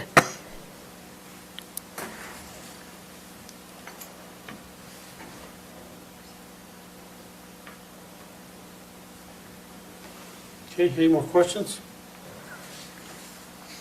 Is all of the information at the bottom as far as your phone numbers, is that correct? Everybody comfortable? No, 5096, that's my oldest, 5362. Sorry, What is it? 5362. I thought going to 1 was going to be easier, but no, now switching back to out of 2 is getting more and more complicated every time. Everybody else okay with that information? So your number should be 801-791. 5362, but I'm not so sure I want that published anymore. You just made it. Yeah, dang. No wonder I haven't got any Make calls. sure, I believe you know Envision Utah, so you clarify, am I taking out family connections? Gonna clarify on that. I'm gonna contact them. Okay, replacing the McConnell with Ron, with member Haslam on personnel and insurance, taking out member Swan and member Cannon on public safety, fire, ambulance, 911, dispatch, emergency services, including tourism, scenic byway, and adding Darrell, and including WFRC/JPAC, and including member Cannon's name and correcting the phone number. Did I miss anything? Okay. If there's no other comments?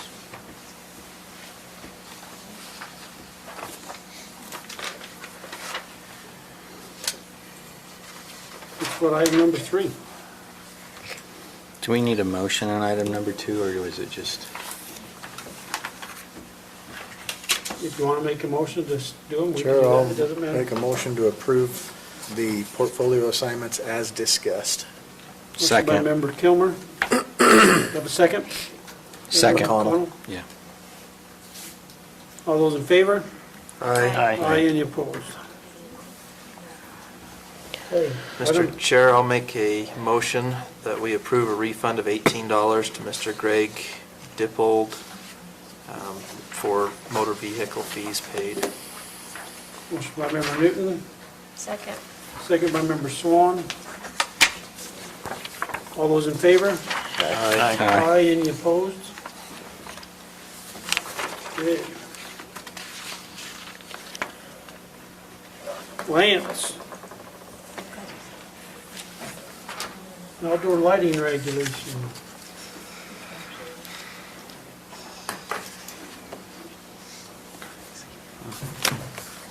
Good evening, this is a continuation of a previous discussion on the outdoor lighting ordinance.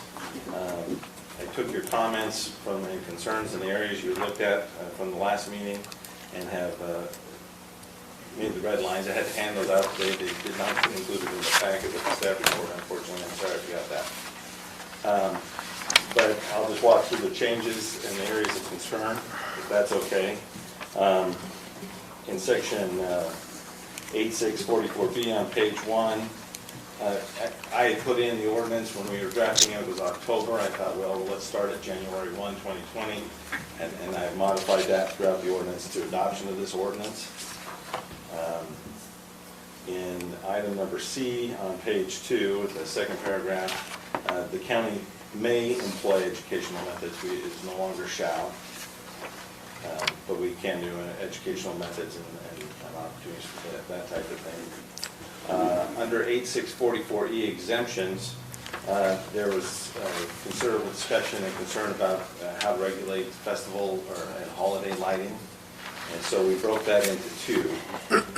For residential uses, holiday or festive outdoor lighting just shall not create a hazard or glare nuisance. And then we set up the separate commercial standard is what I added.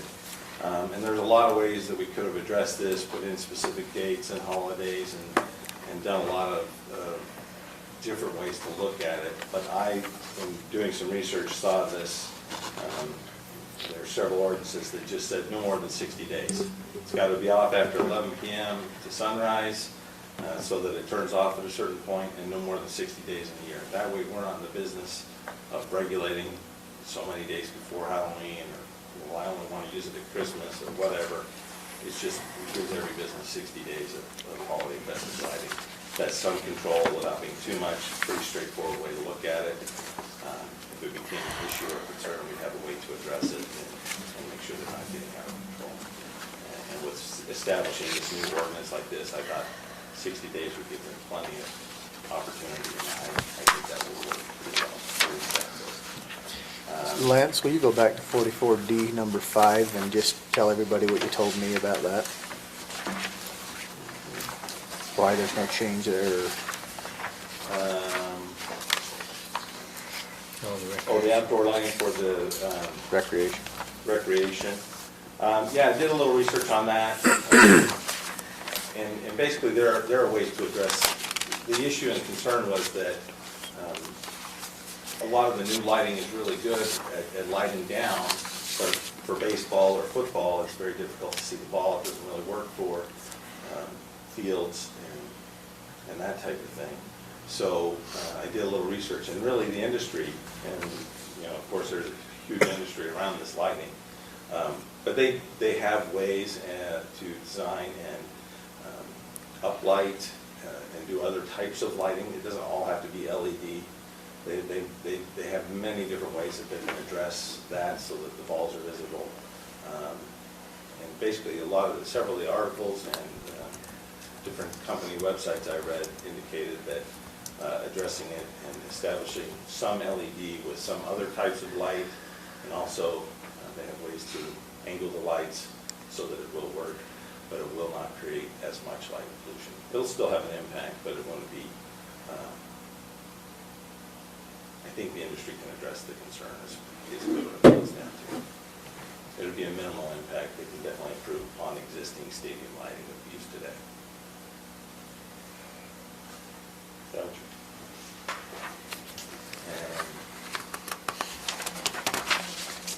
Another concern was the occasional event lighting.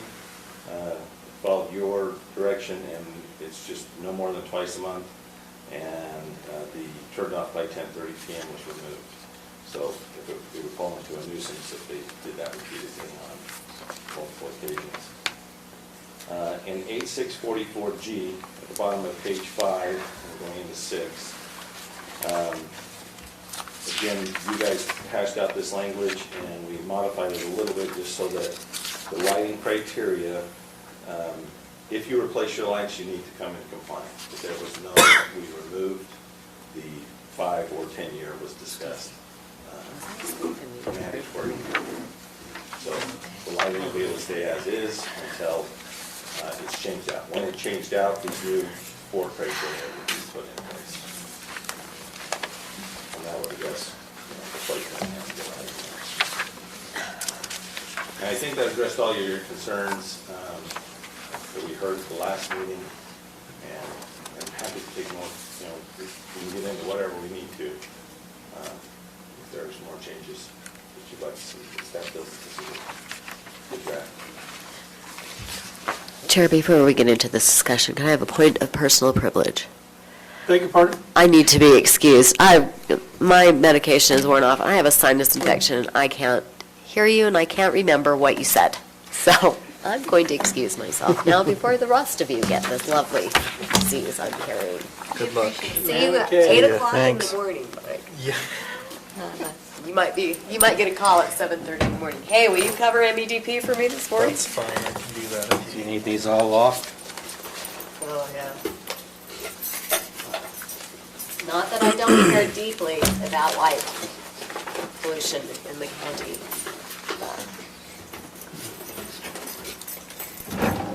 You're good So- with leaving your bat? Yeah, you can have the bat. Okay. Hope you feel better. Thank you.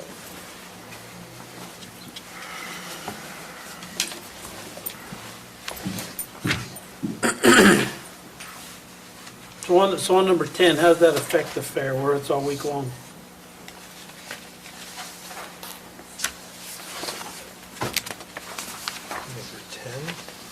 Number 10.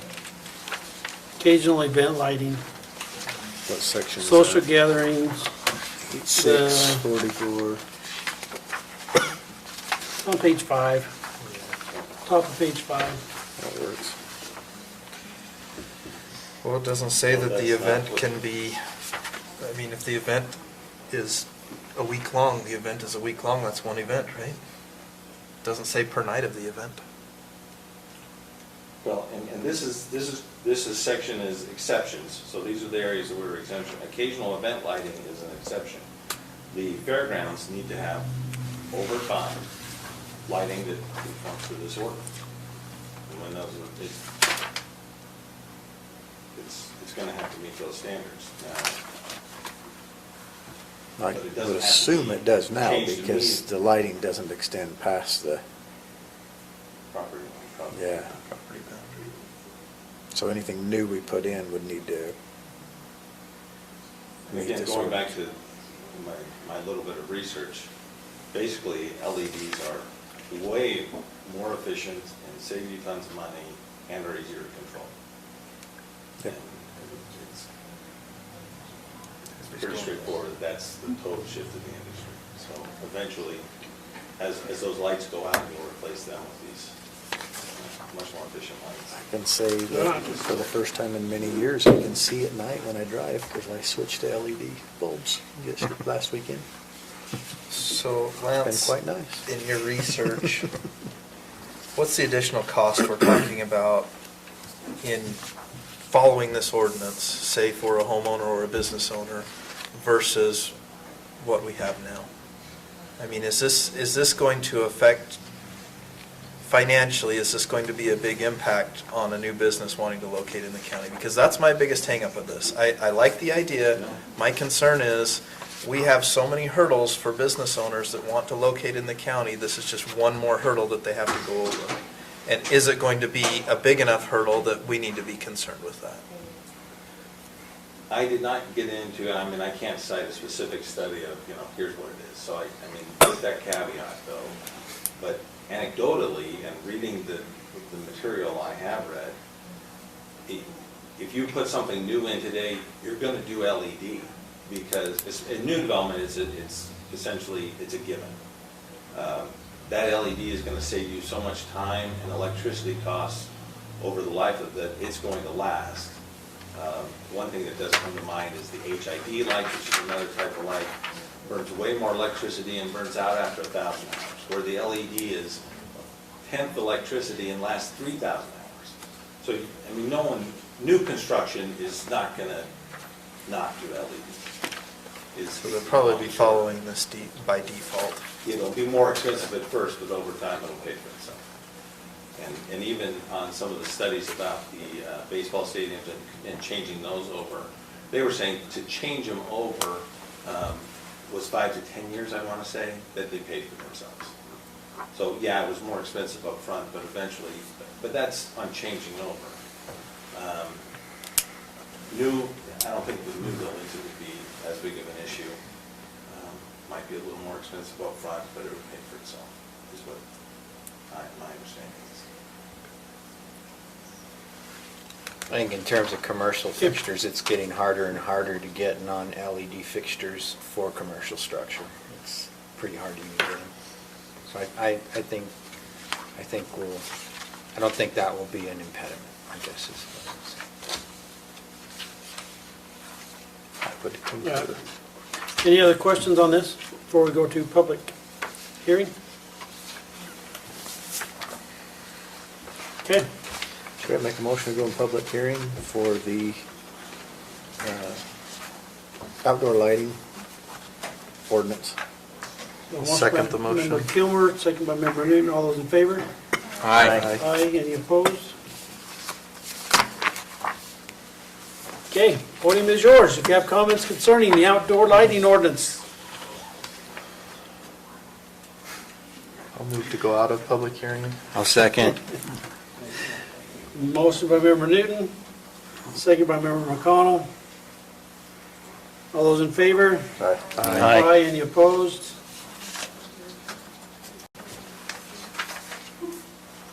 All right, motion on the agenda item. Chair will make a motion that we approve the revisions to Morgan County Code Section 8-6-44 regarding establishing outdoor lighting requirements based on the findings in the staff report dated January 7th, 2020. Second. Okay, motion by Member Valentine, second by Member Swan. Question on the motion? All those in favor? Aye. Aye. Aye. Any opposed? Lance, fencing ordinance.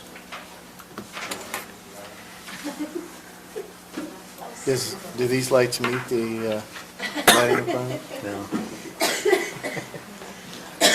I had a prop bet on how many times lumens was going to be said, and it was said 0, so I lost money on that. I'm sorry. Dang it. I had money on me, Bobby.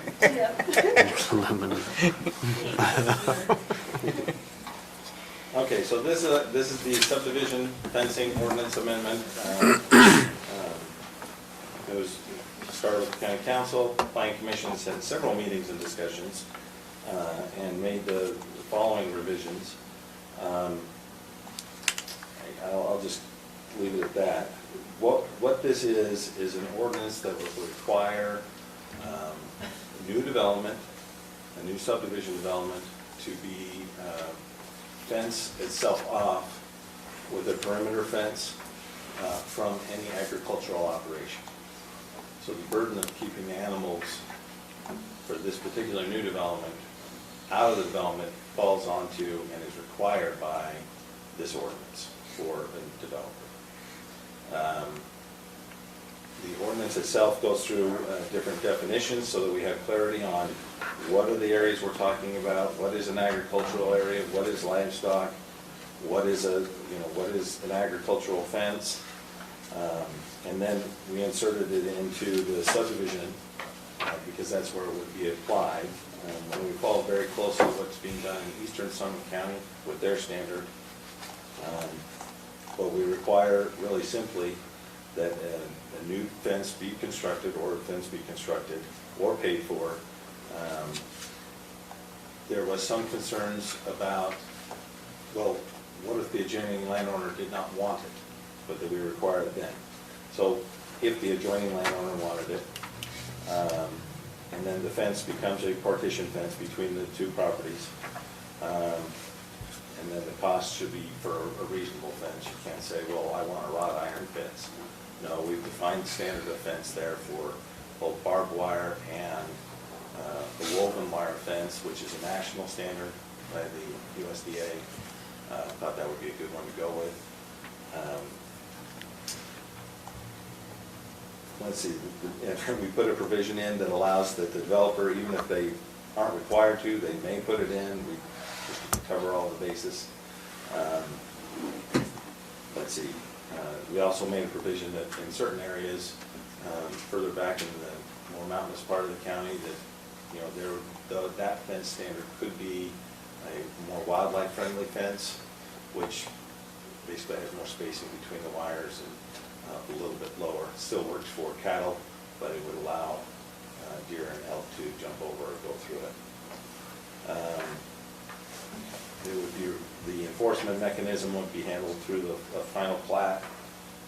Both an agreement between the property owners and the developer would be recorded, and a note made on the final plat that referencing that agreement. And then it would be, the fence would have to be installed prior to a building permit being issued. And that's kind of straightforward. And I have just to walk through an example, I think it will be worth it.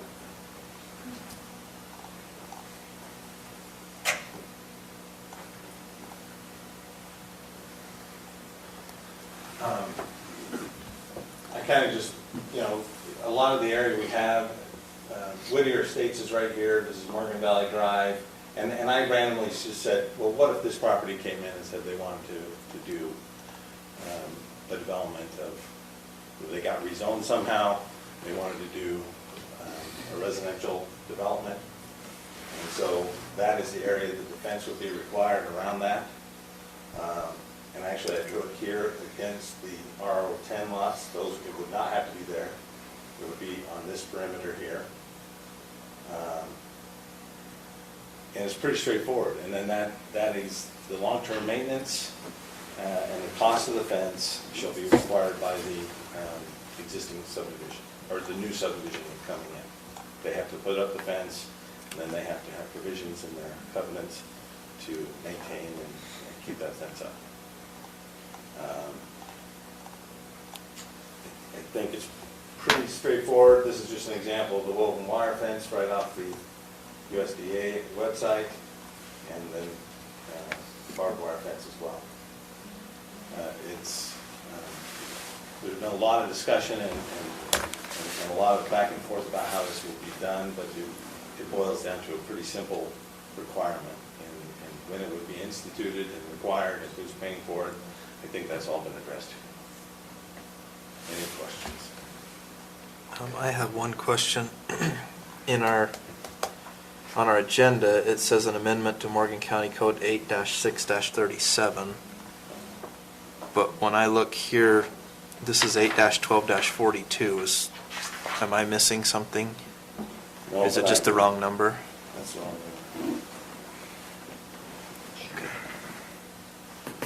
It says 8-6-37 in the Planning Commission minutes as So what well, is so maybe that's why. 8637? What's that?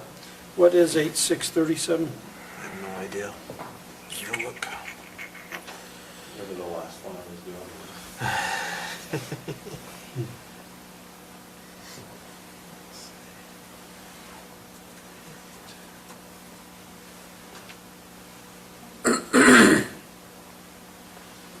Fence and wall screening regulations. Well, that's where we started at, but we ended up. But then you moved it not- into the subdivision ordinance We moved it instead. into the subdivision to change definitions. Okay. So do we need to, Yeah, because that we need needs, to that re-advertise, needs to be right? advertised that that's where it's going. Because it's the wrong number. I have some questions. Member McConnell? So I generally view the imposition upon new development, the requirement to take care and handle the livestock of an adjoining neighbor as an unlawful exaction. There is a specific provision in the state code that allows the county legislative body to adopt a fence ordinance. And it relates to allowing domestic animals to graze without trespassing on farms, subdivisions, or other private property. So I think the state's stepped in and given us some authorization to do that.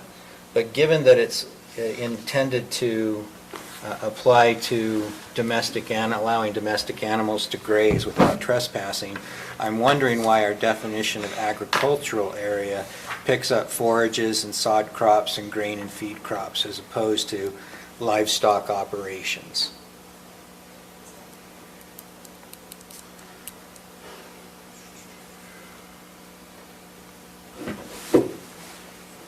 I think we were going from the, I'm trying to remember what the ordinance, or where we're It looks like you're from. pulling it from the Greenbelt. Correct. And I think if we're going to follow a state-specific authorization in order to control livestock, we should limit it to controlling livestock, not concern over whether or not somebody's growing alfalfa next to me. Also, I think the definition of agricultural area, the way that it's punctuated, makes it really unclear to me. Was an agricultural area all of those things or some of those things? And does it matter that the land is 5 or more contiguous acres and is eligible for assessment? What if they don't declare Greenbelt status? I mean, that definition to me just got a little unwieldy even in just the way that it was used. You then make a definition of agricultural fence, which I don't have a problem with that definition. But then as you go through the ordinance, you're not specific, you refer to fences as opposed to the agricultural fence. So if you're going to use a definition, then let's use it in the code so that it's clear.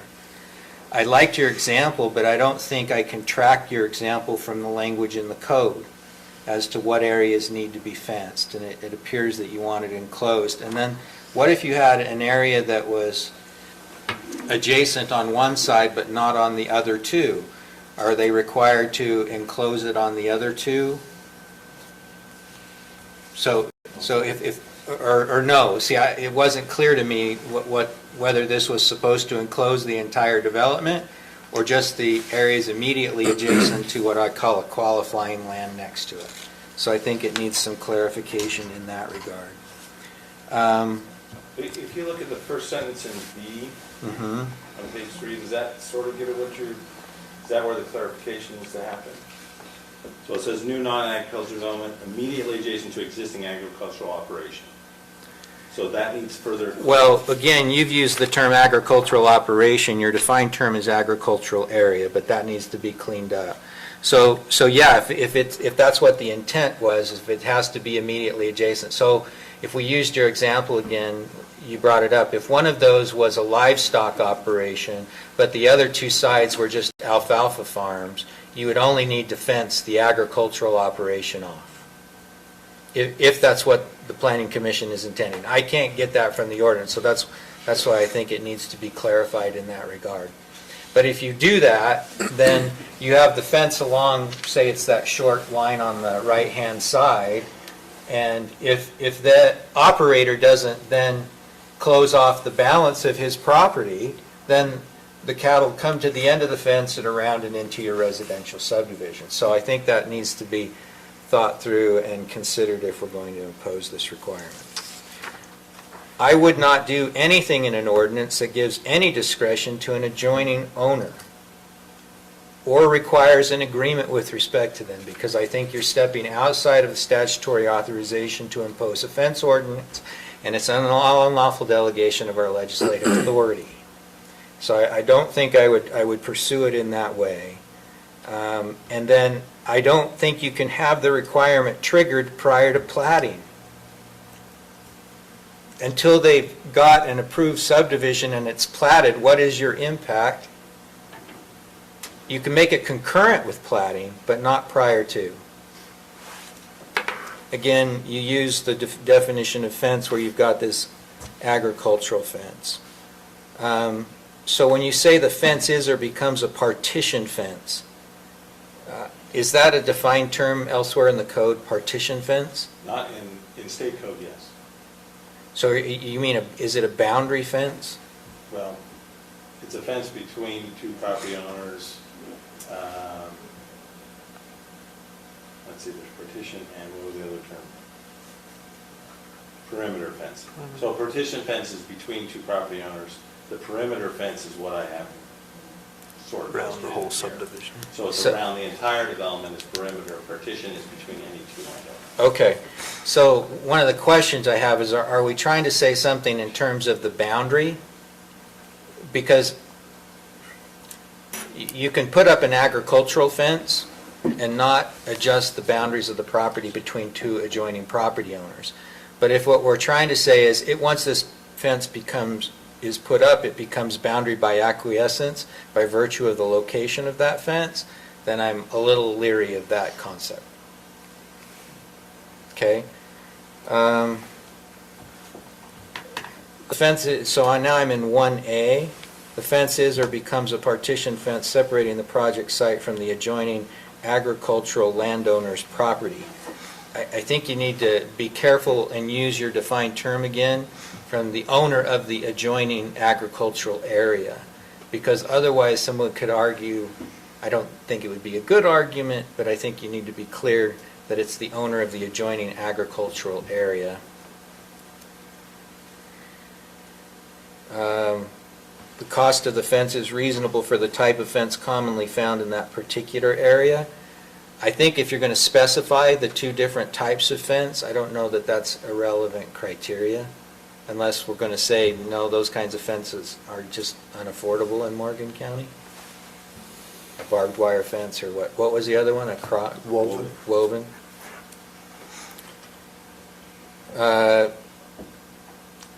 And then you do use enclose the development in 2, which is discretionary. I don't have a problem with that.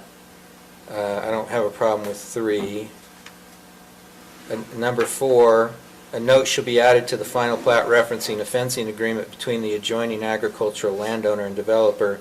Said agreement shall be recorded prior to the final plat recordation. Again, I don't think we should be in the business of requiring property owner A and property owner B to enter into an agreement. If we want to impose a requirement with respect to fencing, let's impose a requirement. But we can't impose a requirement that they enter into an agreement with their neighbor. And what happens when you do that is it gives the adjoining property owner a lever to say, oh, if you don't agree with me on what my fence is going to look like, then, Never gonna happen. yeah. The fence shall be installed prior to any building permit issued within the development. That one makes sense. I think we need to think about what the ongoing maintenance requirement is. You've imposed it entirely on the new development, and you've indicated that it will be perpetual. But what if the neighbor across the agricultural property owner ceases their operation for livestock? Then is it still the responsibility for them to maintain the fence in perpetuity? And why is it solely their cost anyway? I mean, what we're trying to protect is their livestock from entering the property. And I understand we're an agricultural county, and that might be a justification for doing it this way. But if they discontinue their operation, then I don't know that it should be solely a burden of the one property owner to maintain it, particularly if you want it to be a partition fence that establishes the boundary line between two property owners. I think, I agree with you that we shouldn't step in and force them to create an agreement. But if they choose to create an agreement, so let's say that, like you say, they decide to stop doing agriculture there. Let's take it one more step and say they decide to do their own development there. If they want to enter into a fence maintenance agreement at that time, there's nothing stopping them from doing that. No, And I they don't could think we certainly should, do again, that. shouldn't be involved in that. As far as, let's just say, farmer A hits about 80 years old and just stops farming, and his land just kind of sits there for a while, but in 3 years he passes away, a new guy buys it, and he wants to start it up. I don't want to put something in there that all of a sudden at his immediate stoppage of agriculture, it changes that. Again, if they change it, the use of that property, that's a kind of a perpetual use, like they make it a subdivision, that's one thing, then yeah, I can see dropping that. But if they just currently aren't doing anything with their property, that doesn't mean that it's not still going to be used for agriculture in the future, and so I think we keep it in place for that. So non-conforming use is 12 months in the county? It's 2 years. Oh, 2 years, longer than most.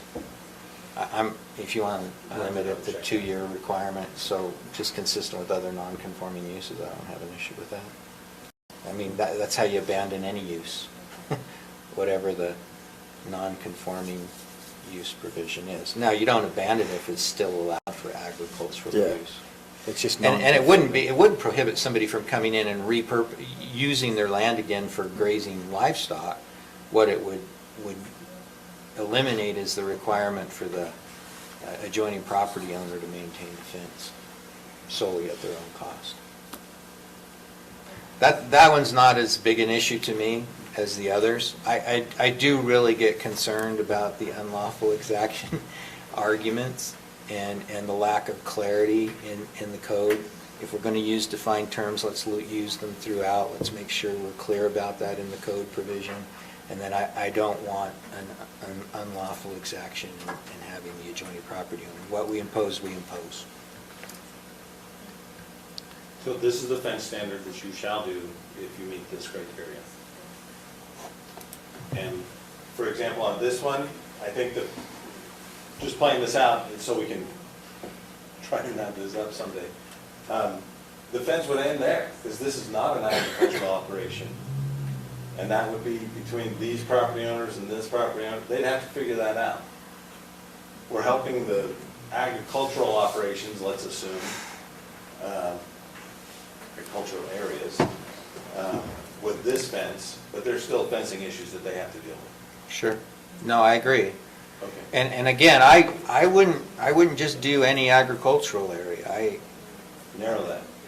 Because again, I think that the statutory authorization is to control livestock and domestic animals. I don't think it's to make sure that every owner of an alfalfa growing operation gets a new fence if they get new neighbors. Well, but the cows usually go on to that. Yeah, I was going to say, I That would could- say, that may very well be typically you do fall true. grazing It on. may all be grazing. I've got alfalfa field behind my house and there's never any animals on it. Well, Because they didn't have to there's never fence out. domestic animals on it. There are deer on it all the time, but. So just for clarification, with an RR10, that remains under the fence in? Well, that wouldn't be an agricultural area. Yeah. So they wouldn't have to fence that. Correct, but I'm saying, what is the fence ordinance on an RR10? There isn't one. Nothing. No. So it's just whatever those two landowners agree. What I'm saying is if, let's say in an RR10, he puts his 3 or 4 cows out there or his 2 horses, and they keep getting into that subdivision, what governs that? The county's current fencing rules, which is in a different, I can't remember, it's not Title 8, it's not the land use. And that's what my question is So- what so does it that is fence say? in. You have to fence in your animals. That was my question.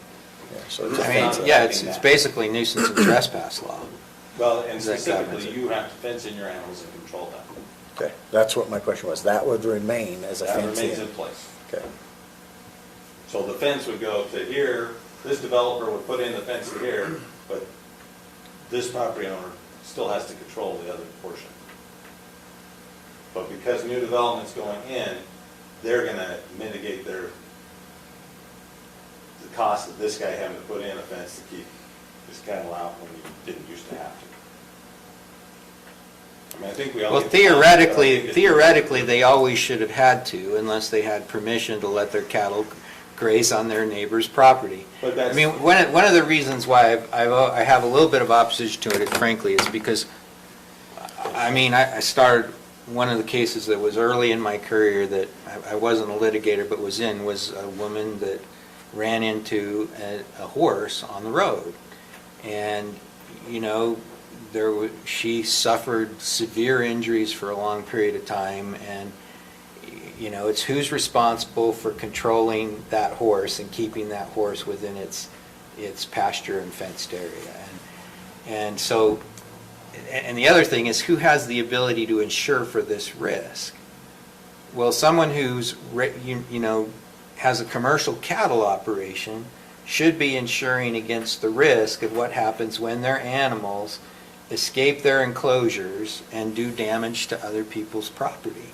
And I know that that can be a difficult thing, and I think it would, again, be based on a negligence and or nuisance principle with the law, but because they're able to insure the risk, I'm not sure that shifting out that burden to another person is an advisable thing. But I'm only one That person. burden is getting shifted with this ordinance. No, It's this still is just a fencing now, ordinance, But it is requiring that new development put up a fence. yeah, and we're allowed to do And it maintain according it. to the code. Yeah. So, I get it. That's what- And look, I appreciate your work on it. I don't mean to be hypercritical. I tend to be when I read it, because I'm trying to think through it as if a client asks me to say, what is it that I have to do? And so that's why I read it the way I read it, and I think drafting code is the hardest thing to do, because you're trying to cover all of the bases, and it's very difficult. So I appreciate your efforts. I don't mean to be hypercritical. And those of the Planning Commission. They all work on it. Since it has to come back anyway, because it wasn't noticed correctly, I wonder if you could sort Yes. this out behind the scenes before next meeting maybe? Mr. Just a Chair, I'm suggestion. going to make a motion that we postpone this item until our next meeting, which is on the 23rd. Thank you. No, 21st.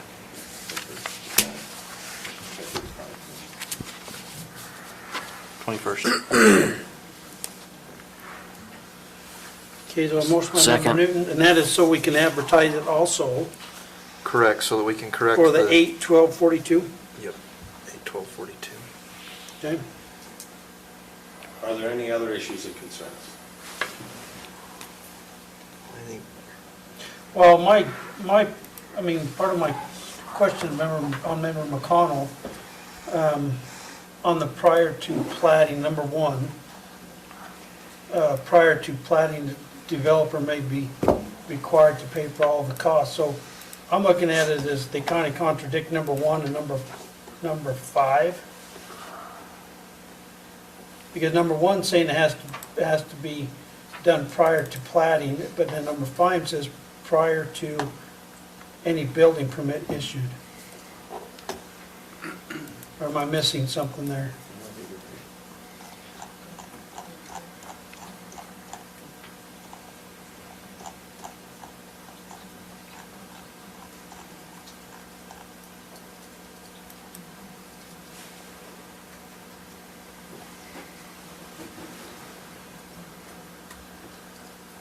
And then I also agree, I agree with him as far as the landowners and the developer happen to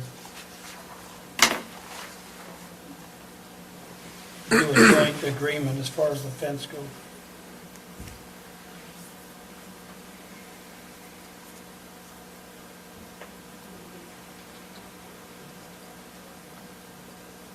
So the question is, we want to change we want to reword number one?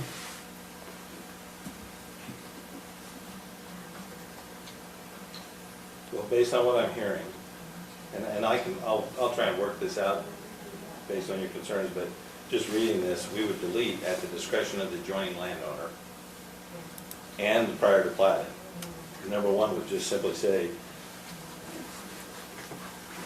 I think would be The redundant. developer may be required to pay for all the costs, including Okay. labor and materials for a fence. I think you can impose the requirement as part of the approval, and then it gets constructed as part of the development. You just include it in your plans and specifications for the development, and if you require them to have it constructed prior to the issuance of an occupancy permit, which is number 5, right? Then, building permit, then you're going to get your fence in on a timely basis.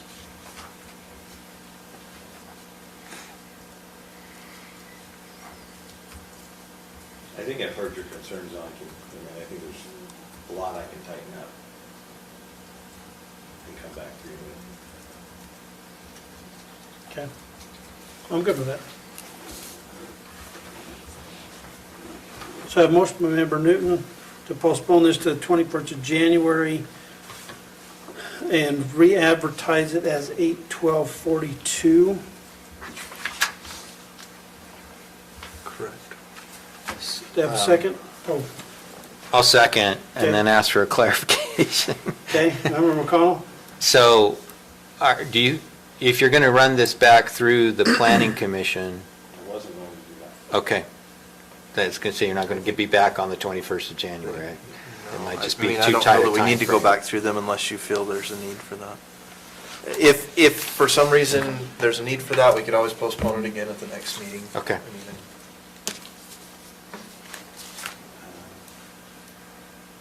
The planning commission wouldn't mind having it back. Okay, so do you want us to So, push if it you out a guys- month? If this is close and you're feeling good about it, then we can make changes I and think come you're back close. on the 21st. Or the planning commission could hear it on the 23rd and come back to you in February. So what's the concerns with the planning commission? They would like it back? During their hearing and their discussion and the drafting of this, it basically just, we were making a lot of changes, and there was some concern that all the changes weren't addressed accurately. Well, that being said, Well, I shall think we they would postpone appreciate it. until February, just to, That should Be enough, safe. yes. okay, so I'm going to amend my motion to postpone until the February Fourth? 4th meeting. Okay, so I'm amending it to the February 4th. I was the second. I am comfortable You with okay the with that? amendment. And re-advertising the 8/12/42. Any other questions? So it is going back to the planning commission, correct? Yeah. Okay. All right, all those in favor? Aye. Aye. Aye, any opposed? All right. Member Kilmer? So I sent you the changes that we talked about. I think you didn't send the correct one, because there's no changes to the numbers of representatives. Oh crap, I forgot to make those changes. I was so worried about typing all the changes on number 8. Okay. That's the same question. So we'll just, the 8's got the highlighted section on it, right? Highlight on Nothing's highlighted It here, goes to I, India. but it does From have the A to I. gymnasium It facilities should and go all of that. to H. It's H and I, so it goes from A to I. So Recreation you will sent that provide to us? setup, preparation and cleanup of the field. It stops at I. It does. Yeah.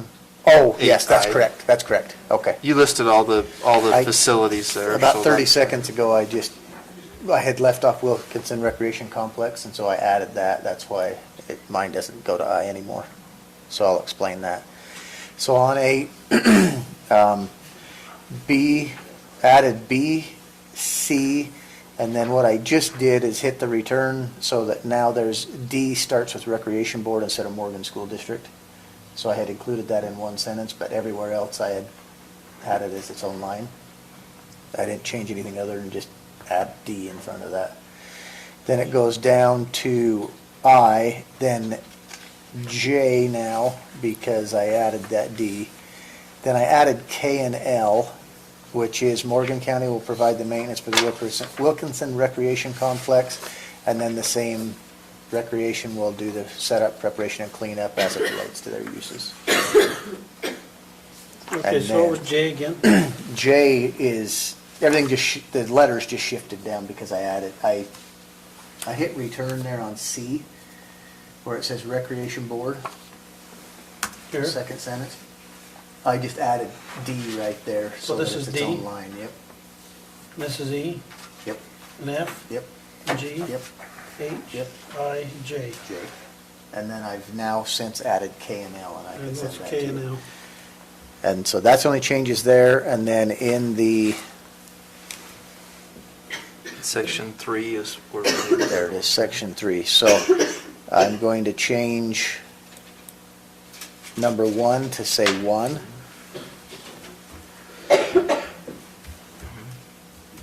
And then I'm going to change number 3 to say 2.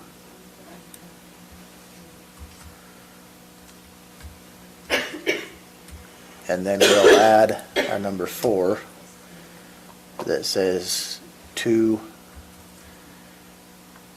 Appointed at large. members will be appointed at large from the county residents. Who appoints them? The board? So right now, Do we need to say that the the board board appoints them. If we want to change that and have the council appoint them, we can. We do that with some of our other committees. Up to this point, it's always been done by that board, but it's how you want to do it. So as I read the law, the council or Board of Education needs to make the appointment. So, And that's actually how I read it today, too. so what I think I would do is I'd do 1 to be 1 representative appointed by the Morgan City Council, and then I would add, and just do 4 under number 3. And then we can appoint 1 member of the council and 2 to 3 members at large. Because it doesn't say, number 3 doesn't say that we'll appoint council members to be our representatives. It just says that we'll have, if you change it, 4 representatives appointed by the Morgan County Council, 2 of whom could be members of this council and 2 would be residents at large. Would you be opposed if I put in there something along the lines of an expectation that at least 2 be at large? No, I don't have any. Okay. They could all be at large as far as I'm Yeah. concerned. You don't want to be on that board? I don't. Oh, I had it my is nothing experience but pure with joy. baseball. Yes, you did.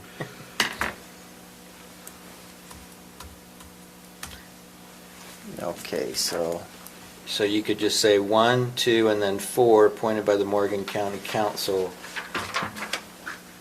and not less than 2 will be, members of the county at large. should there be a comma after council in that sentence?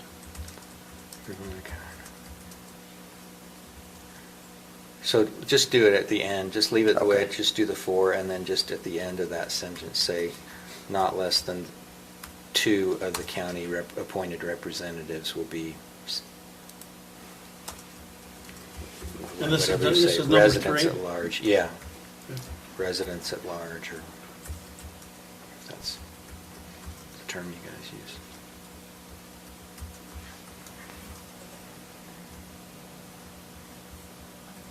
Oh, let's see, and who's...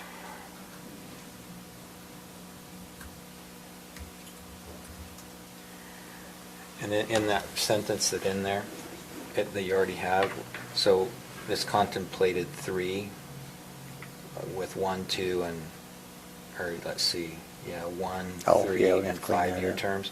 So I'd say in the last 2 whose terms shall expire at the end of the 5th year.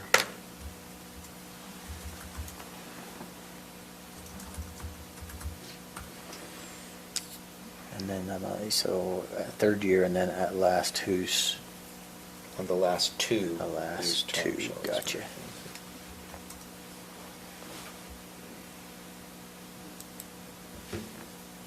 okay. Anybody have any other changes?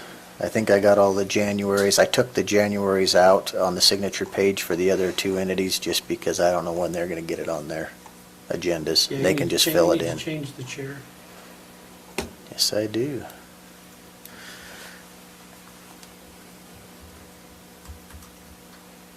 MC, capital C? Yes. 2 N's and 2 L's.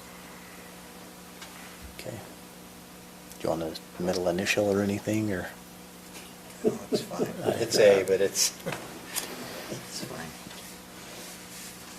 Okay. Is everybody okay with that? Do you want me to send this to you so you can read it?